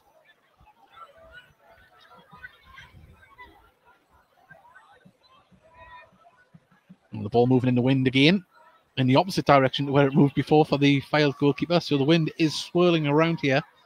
As now Ollie dinks this to the far side, picks out Magnay, who lays it off to Campbell. Campbell, the edge of the area, goes for a shot, curling, and was never going to find the target, unfortunately, and it's a goal kick to Fylde. It's a nice little knockdown from Magnay on the far side, though. Yeah, just put it on the plate. I thought he was going to cross it. He's trying to curl into the far corner, but unlike his goal of the month, he couldn't do it that time. Well, pressure on the Fylde back line there, and Davis had to be on top of his game and distributed and get it away. But Gateshead still in possession of the ball, applying pressure. Kedwin Scott on the far side. Plays it down the line for Ollie. The appeals for offside. Ollie's on the dead ball line. Pulls it back. Oh, in the corner again to Gateshead. Good pressure. Yeah, great play by the lads there. Fylde exactly the same as us. They're trying to pass it out from their goal kicks. And they've got caught there in their own box. Ollie once again with another set piece from the far side. He's going to whip this corner in. The corner flag is actually bending over with the wind where he is on that side. So it's going to have to be a extra good delivery here. And in it comes. Keeper's going to have to go. Oh, it's a dangerous one there. Just didn't fall for a Gateshead player, but Gateshead still in possession. Plays it all the way back to Marshall from Tinkler. Nice little dink ball up to Tinkler. Tinkler just lays that down to Nicholson. Can't play. Nothing silly from Gateshead as Bailey plays it back to Marshall again. That was very calm from Marshall there. It was, wasn't it? Ball dinked over the top there from Nicholson for Langstaff to try and chase down, but it was always going to bounce through to the keeper. And the movement from both sides in midfield, you can see that, the ball over the top, dangerous one. And, Norton. Horton was coming through. Marshall straight there to the edge of his box to collect that. But the movement in midfield from both sides, you can see it. It's just absolutely fantastic to watch at the moment. But now, Magny on the left-hand side drops it back to Campbell. Campbell dinks the ball over the top to Scott. Intercepted by Harris, I think it was. And midfield, free kick given to Fylde. Yeah, Adam was just eager to win the ball back then. They've got a free kick.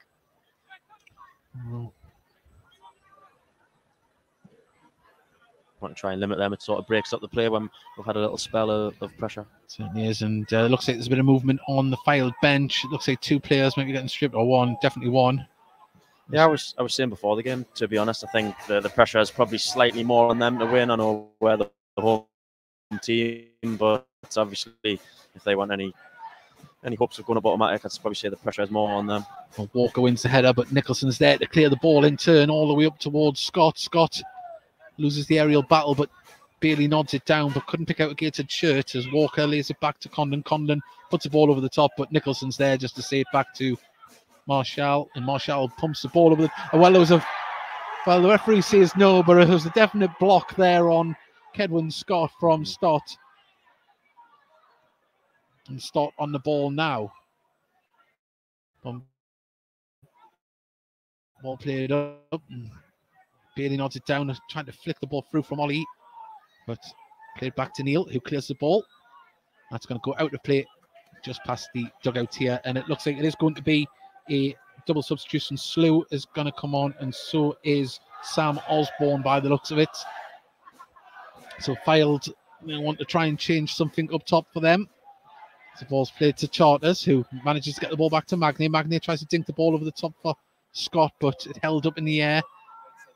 And now Story with a crossfield ball, and the ball just hung up in the air. I don't know if it was the greatest pass, but now Conlon manages to dance past Ollie, gets it to Norton twisting and turning, manages to pick out Joyce. Joyce plays into the centre, and lovely turn there, but good cover and play from both Bailey and Story there, but the ball was only cleared as far as Philliskirk. Philliskirk picks out Walker on the left-hand side.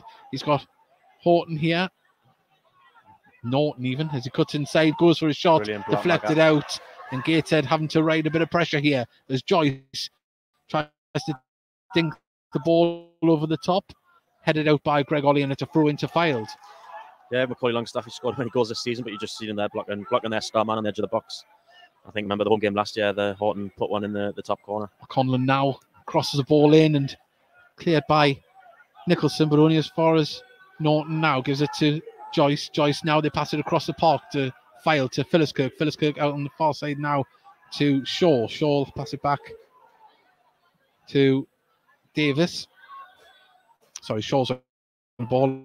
It was Pike that passed the ball back. Pike on the ball now. Plays it inside to Joyce, and now Shaw gets the ball. Gets it intercepted though in the middle. Can they get a break on here? As the ball comes over the top for Macaulay Langstaff, but it's all and Stott Well, you thought he'd let that go through to the keeper, but he's put it out for a throw in on the far side. Yeah, we'd won the ball back on a few occasions there, but just couldn't seem to keep it. And Mac has forced them into a throw in on the far side. Well, here comes the double substitution. Jerome Slew and Sam Osborne about to come on. We don't know who for yet. We're waiting to see the board come up.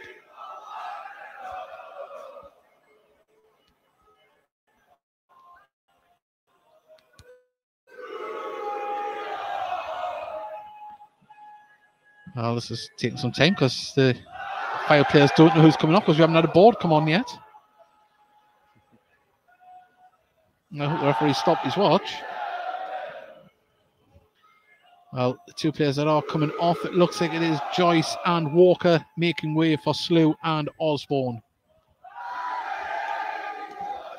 Must say the Heat Army are in full voice. Certainly are. As Osborne comes on and Slew for the replace Walker and Joyce, who's on a yellow card. And Walker looked dangerous in the first half, didn't see much of him in the second. And Joyce was heavily involved throughout, but we'll see what these new additions do to the Fylde lineup as the ball comes to Campbell, puts a dangerous cross in there, too near the keeper, plucks it out the air. It is near post. And it looks like Jerome Slew is up front by himself here.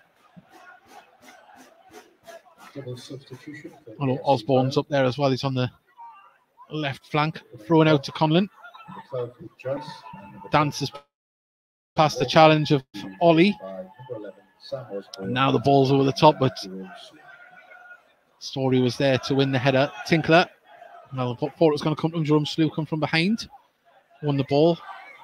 Bailey puts the ball over the top now. It just went a little bit scrappy from Gateshead as the ball's played through, and Story just intercepts and controls the ball. Leaves it to Tinkler. Tinkler under pressure. Was he fouled? He was.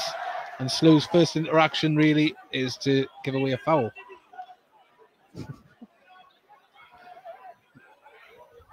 Well, Bailey can get the ball moving forward. Tries to ping one through for Macaulay Langstaff, and just too much on it. Neil read the flight of that path straight through to him. Well, nice little flick there on the far side, but falls to Nicholson. Now Campbell gets no. I think it's getting a bit slotty from both teams. Yeah, I think it's getting a little bit nervy. No one wants to make the mistake too in the final third at the back. We wait this throw to be taken on the far side. It's passed to Conlon. Conlon brings the ball forward. He's got a bit of space. He's got Osborne here on the left. We picked him out. It hasn't been cleared, and Gateshead at 1-0 behind. The ball was put across by Osborne. It wasn't cleared. I'm trying to see who put the ball in the back of the net. Can't see shirt. I think it was Shaw was coming in, and he slotted it home. And well, we said no team wanted to make the mistake, and too much space was given there. Yeah, to be honest, that's a disappointing one from us. They've had a throw in on the far side. They managed to get it switched quick down the other side, pulled it across the box, and he's first to react and slotted in. Well, the substitution has bared fruit for AFC Fylde, with Osborne putting the ball into the danger zone there for Shaw just to slot home. Not much the keeper could have done about that one. It's always hard when they're on that angle. But there's time left here, about 15 minutes or more for Gateshead to get back into this game and get something out of it. Yeah, it's on us now.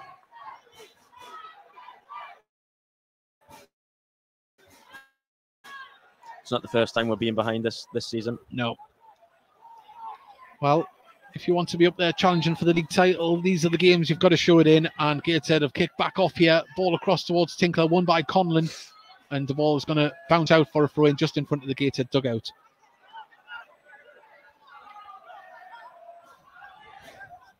Ball launched to Scott, and the ball just skimmed away there from his foot. Didn't get the greatest contact. And Fylde try and build, but they're going to have to do it from the back as the ball's put out to the far side to Pike. Keeps the ball in the wind, just held the ball up again there. It's getting a very blustery, as we said before, but Taylor Charters has the ball. Tries to play it down the line for the run of Scott, but was never going to get there. Well, hopefully the heads don't drop too much. I'll say, really, there's come a you wouldn't say it was out the blue, but that's the first shot on target, really, in the game. Yeah, there's nothing Philip could really do about that one, I wouldn't say. Like I say, I think the disappointing thing was it was a throw-in on the opposite side of the pitch. This afternoon's attendance, 1,123, including 46 away supporters. Well, 46 away supporters, 1,123 here today. Fantastic attendance. But will they be going home happy as Neil takes this goal kick? As a bit of rain starts as well here at Gateshead Stadium. The ball's being pumped over the top. Campbell left that one for Magnay to get onto.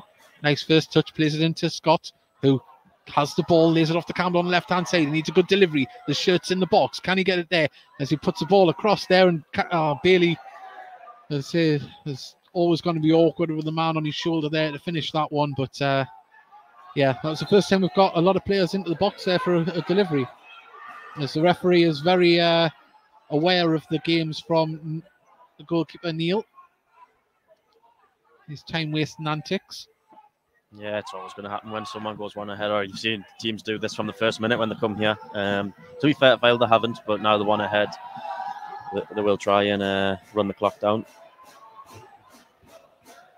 As we await the goal kick, it's going to be taken short to Davis. Davis quickly under pressure, passes it back to Neil. Neil clears the ball and turn up the pitch. Bailey brings the ball down but couldn't guide it towards the Gateshead shirt, and it's a throw into Fylde down here in front of us as Conlon quickly, well, he was about to take it, he stopped, now he takes it, gets it up towards Slew, but Nicholson won the header, but Slew managed to turn. Gateshead managed to stick a foot out and come away with the ball as Bailey, his ball deflects to Ollie, and now Gateshead are on the break.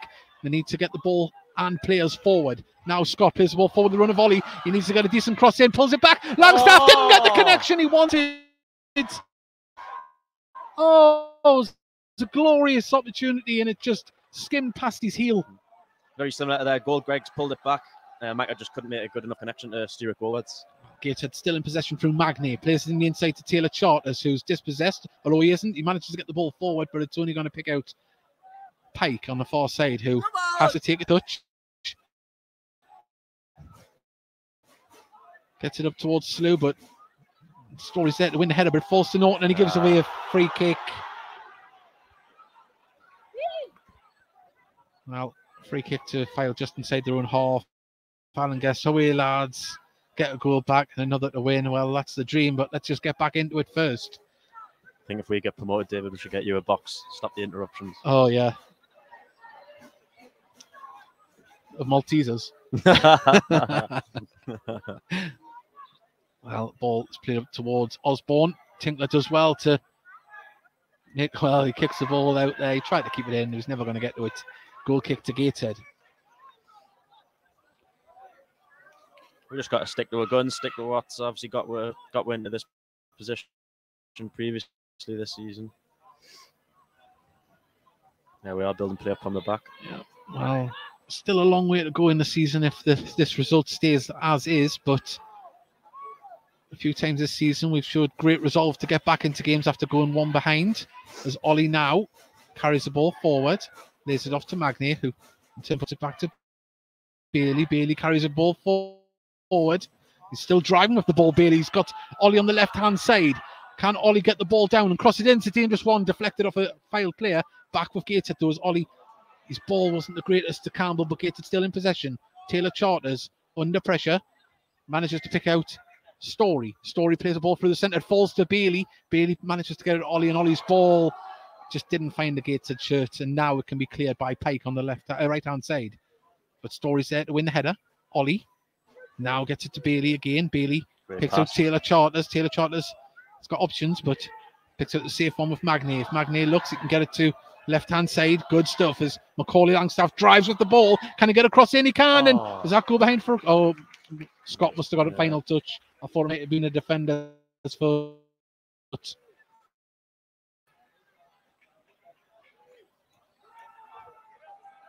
But Gateshead are making a fight of it. They're getting the ball into the danger area. We just need to get that final connection. The best chance for Gateshead falling to Macaulay Langstaff after Greg Ollie cut the ball back. Well, Neil, still no hurry to take his goal kick yet.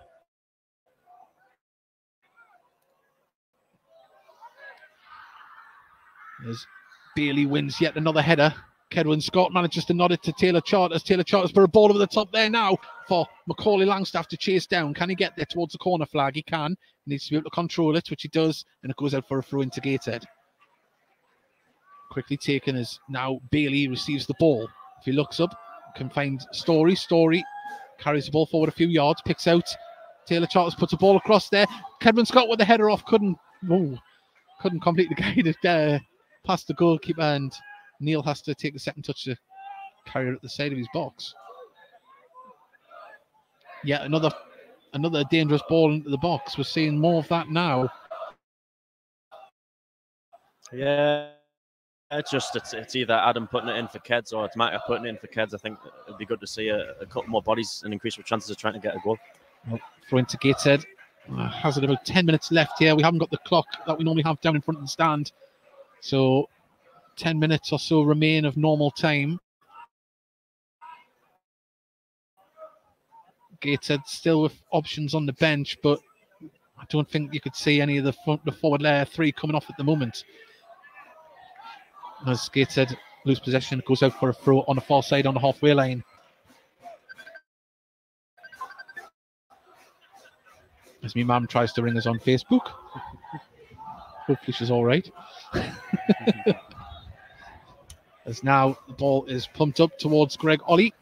Pumped across to Tinkler, who carries it over the halfway line. Needed some support in front of him, but turns inside, gives it to Ollie. Ollie with a lovely little touch there. Now Bailey just holds it up. Nice stuff. Gets it to Macaulay Langstaff on the edge of the box. Goes for the shot and that rised over. Well, took a deflection. Yeah. Corner to Gateshead on the far side.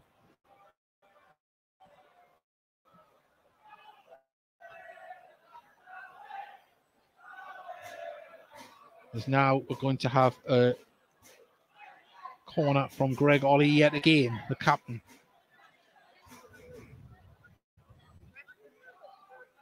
As the ball comes in, Magny went up for it, didn't get there, falls to Tinkler on the outside of the box. Back to Tinkler.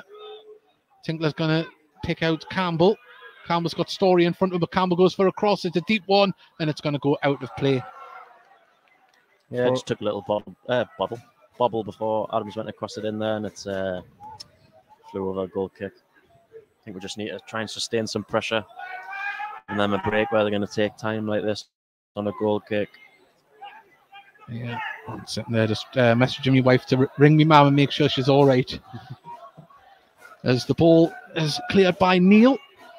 Nicholson there pumps it back up the pitch. It's going to fall to Phyllis Kirk. Phyllis Kirk plays a crossfield to the right-hand side, and now Fylde carry the ball forward. Ball up towards Slew, intercepted by Bailey, chested down by Tinkler. Lovely stuff.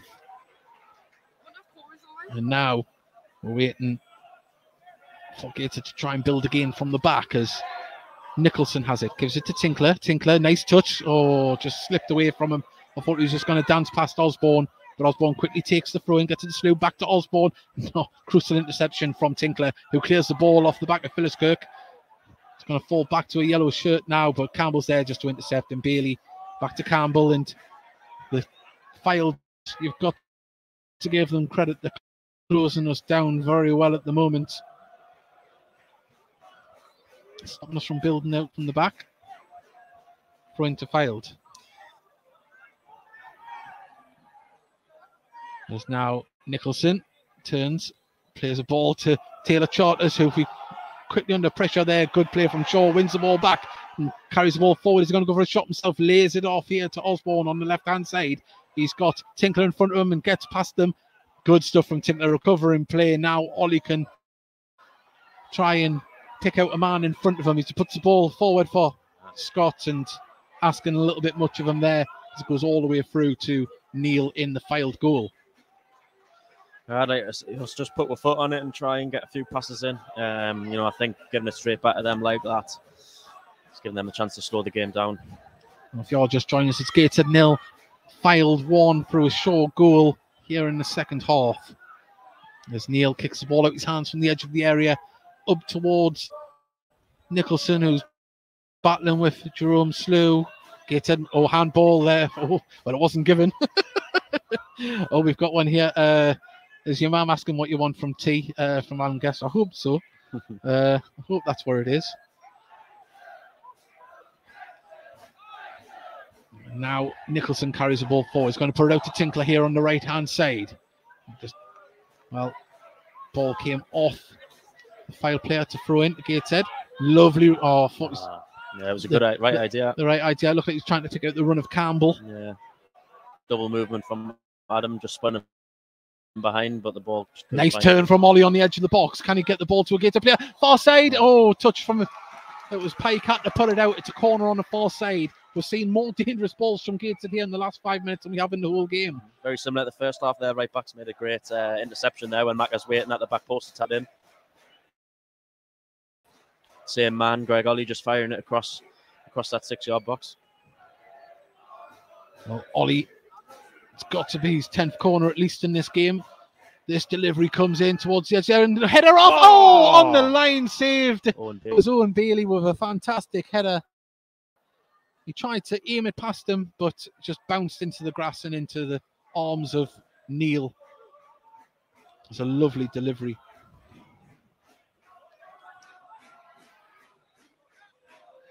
Turns out my mum rang by mistake, so that's all right.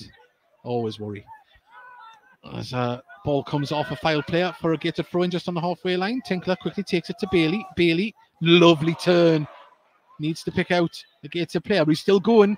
And just dispossessed by the captain, Philliskirk. And now Neil clears the ball up the pitch towards Slew, but Tinkler didn't get there in front of him, and Slew passes it back to Pike, who clears the ball up the pitch. Only to aim at Story. Story clearance wasn't the greatest. His recovering play was good though, and he wins the ball. But he doesn't. It falls to Norton. Norton edge of the box, gets a shot off. It's 2-0. And Norton capitalised on the poor clearance from Story. He couldn't recover from that. He tried to win the ball back, and Norton goes to the edge of the box and just placed it into the left-hand side, well, the right-hand side of the goal. And a great finish from Norton, and that is the danger he brings in this league. Yeah, it's that man again. We've spoken about him before. He's just picked up the ball in the middle of the pitch there and passed it in with his weak foot from outside the box. It was a nice finish. It's a shame. I think we probably could have dealt with that a bit better at the back. Yeah, and bit of a sickening blow when you think we were sort of getting back into it. As I say, I was just praising Lewis Story, and it wouldn't sit up for him. He got the interception, tried to clear it, put it in the path. He had the chance to try and clear it again, but it was a case of either bring him down or try and win it, and it just skipped away from him, didn't it? Yeah, like we spoke, I don't know if the wind had a part to play, or if it certainly looks like a lot of people are struggling to judge where the ball's going to drop. All credit to Norton. It was a lovely finish. He put it past where the keeper couldn't reach. But now Bailey gives it to Taylor Charters. Gateshead trying to still claw something back out this game as Langstaff on the far side. Good tackle from Pike, and it's cleared, but only as far as Bailey. Bailey trying to pick out Magnier, which he does. Back to Story. Just a couple of minutes of normal time remaining here. Gateshead 2-0 down. Can they produce a miracle to get back into this one? As the ball just didn't set up well for Story again there, and unfortunately falls to Philliskirk. Now Philliskirk gets the ball back, plays it inside to Whitehead. Now he's on the edge of the box and still hasn't fell to a Gateshead shirt. Comes across now to the goal scorer Norton. Norton cuts inside. He's still going with it. And now it goes a shot off. It's nearly 3-0. Well, it's just not Gateshead's day at the minute. It's just not sitting up for them. But we are going to make a substitution here for Gateshead. Danny Greenfield is about to come on for Adam Campbell. One of the positives we can take from this afternoon is that Danny Greenfield is near to full match fitness, and we're seeing more minutes under the belt for him this afternoon. Yeah, I'm not sure why Danny's slotting in here. Well, the way he is, it looks like it's just behind the front three. Yeah. I think for the most part, the game we've dealt with. Magnier couldn't keep that one in. Horton very well, but good players, you only need one chance.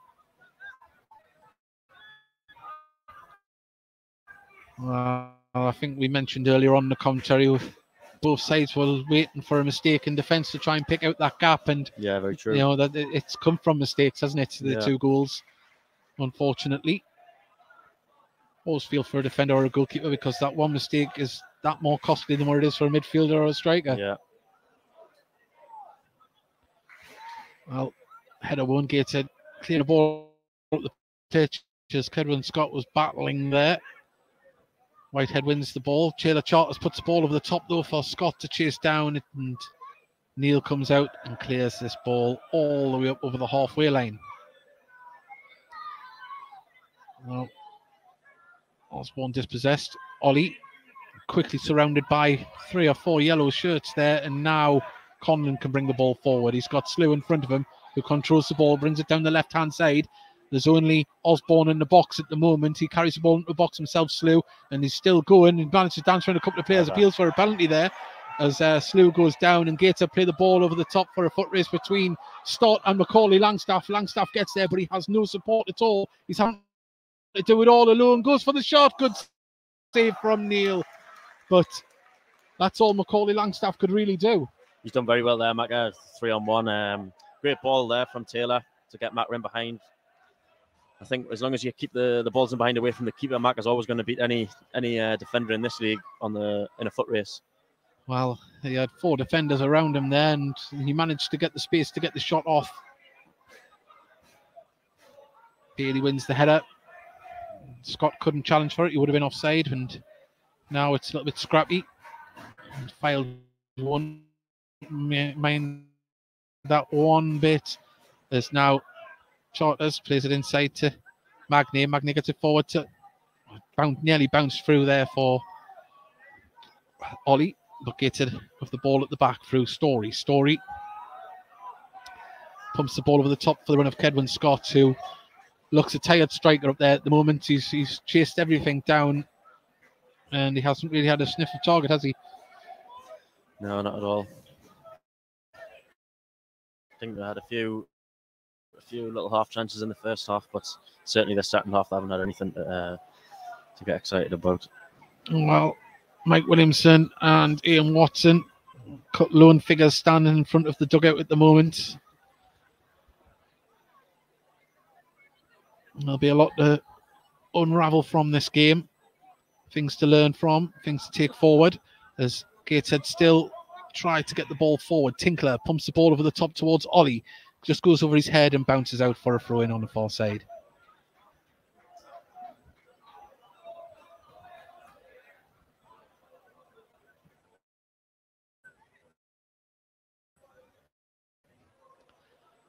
Well, we've seen the character of this squad all season. I'm sure they'll dust themselves down and ready themselves for the challenge on Tuesday night here against Blythe Spartans.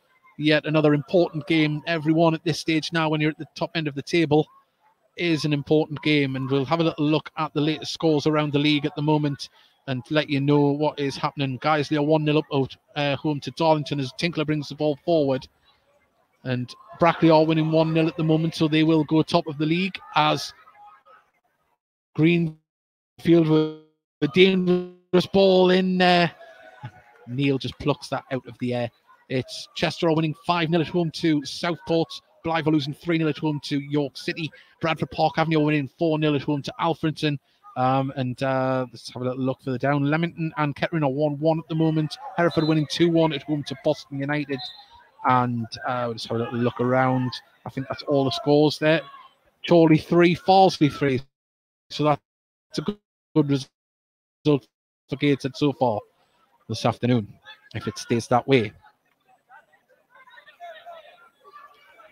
As Tinkler takes his throw, picks out Macaulay Langstaff, turns, finds Ollie.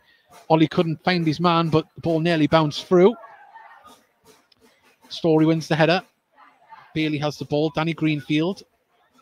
Nicholson pumps the ball over the top there for the run of Kedwin Scott. Can he pull it back? He can. Oh, just too much on it. Through it goes. Langstaff didn't have a chance of getting on that one. It's that same story, David. There was only Macaulay in the box there. Yeah. Well, Tinkler brings the ball down. Oh, nearly laid off. Lovely for the movement of Langstaff. Nice footwork from Ollie, plays it out on the far side to Magne. Can Magne get this ball into the box? He can. He crosses it in, but only as a yellow shirt there can clear it, and we don't think we've had it on time yet. As Slew picks up the loose ball, driving forward, is the only player forward. He's been told to go to the corner flag by his teammates and puts the ball out for a throw into Gateshead.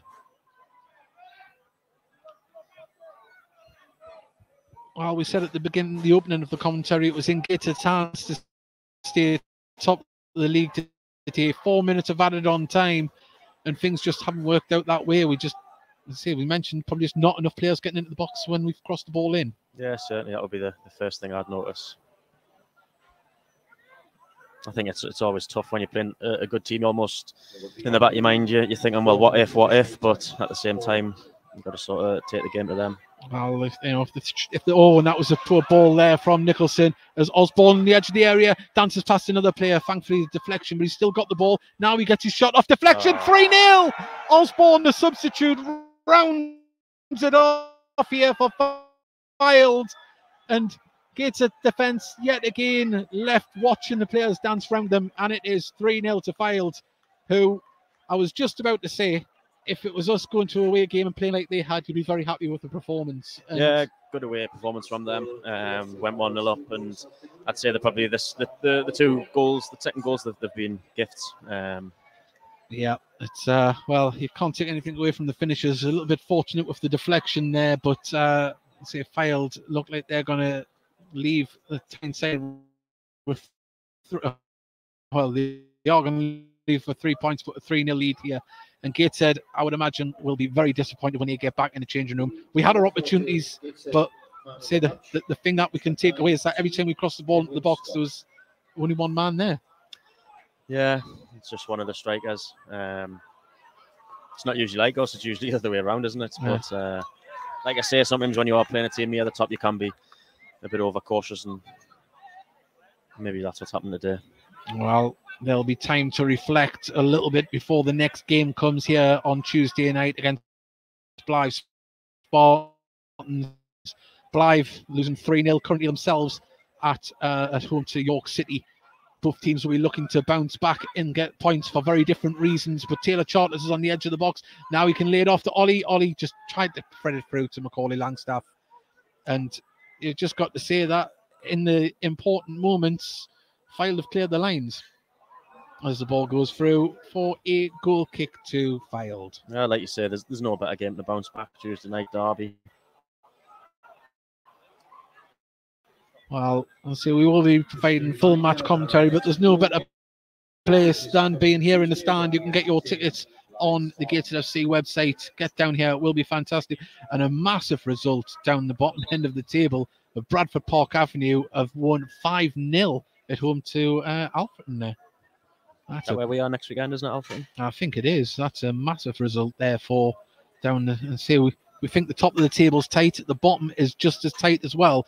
And the referee wants Neil to take this. Yeah, substitution coming. It is number 17, David Perkins, coming on.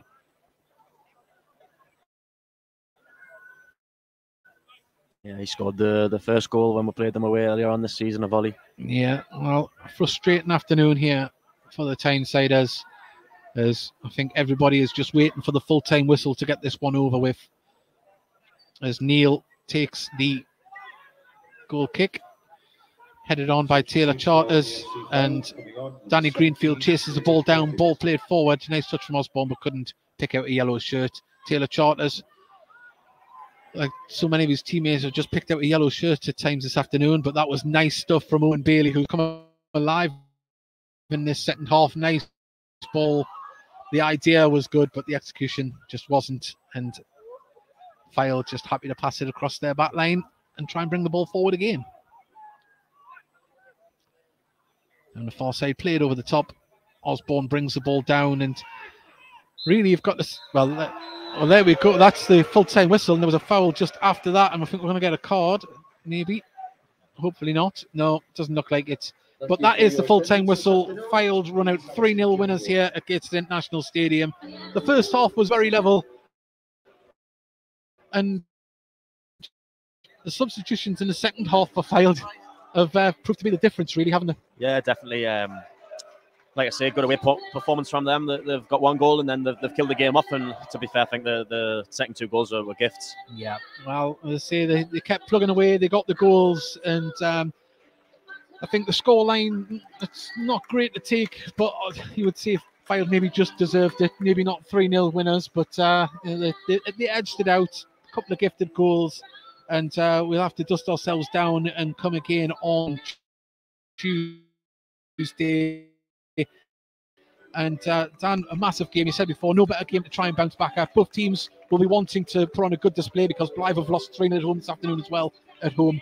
And so both teams need the points for very different reasons. Yeah, 100%. Massive game, derby. I mean, both us and Blythe have not got a good result today, but you always say form goes out the window, doesn't it? So it'll be good to try and definitely get 3 points here on Tuesday. It certainly is. Well, you can join us on Tuesday night. We'll be here with the build-up 7:30. People have put nice messages there. Thank you for the commentary. Looking forward to Tuesday. Well, Liv, I hope you have a great time when you come here to get to the International Stadium. And Ovid is, but I asked for 3 points, not 3 away goals. It wasn't anything to do with us. Let's hope there's a reaction against Blythe, who like Fylde can't seem to beat. Yeah, it just seems to be one of them bogey teams. 3 times this season they've done us. And Joseph Doherty's put a bad day at the office. We regroup again on Tuesday. Dan, thank you very much for joining us. It's been an absolute pleasure. But we prefer you on the pitch. Hopefully soon. Yeah, hopefully soon. Thank you very much. Thank you very much for that's listened in. Remember, please do like, subscribe, and share the commentary on Tuesday. We'd like to have as many people join us and get involved. Say today wasn't our day, but hopefully Tuesday night will be ours. We'll see you then. Bye.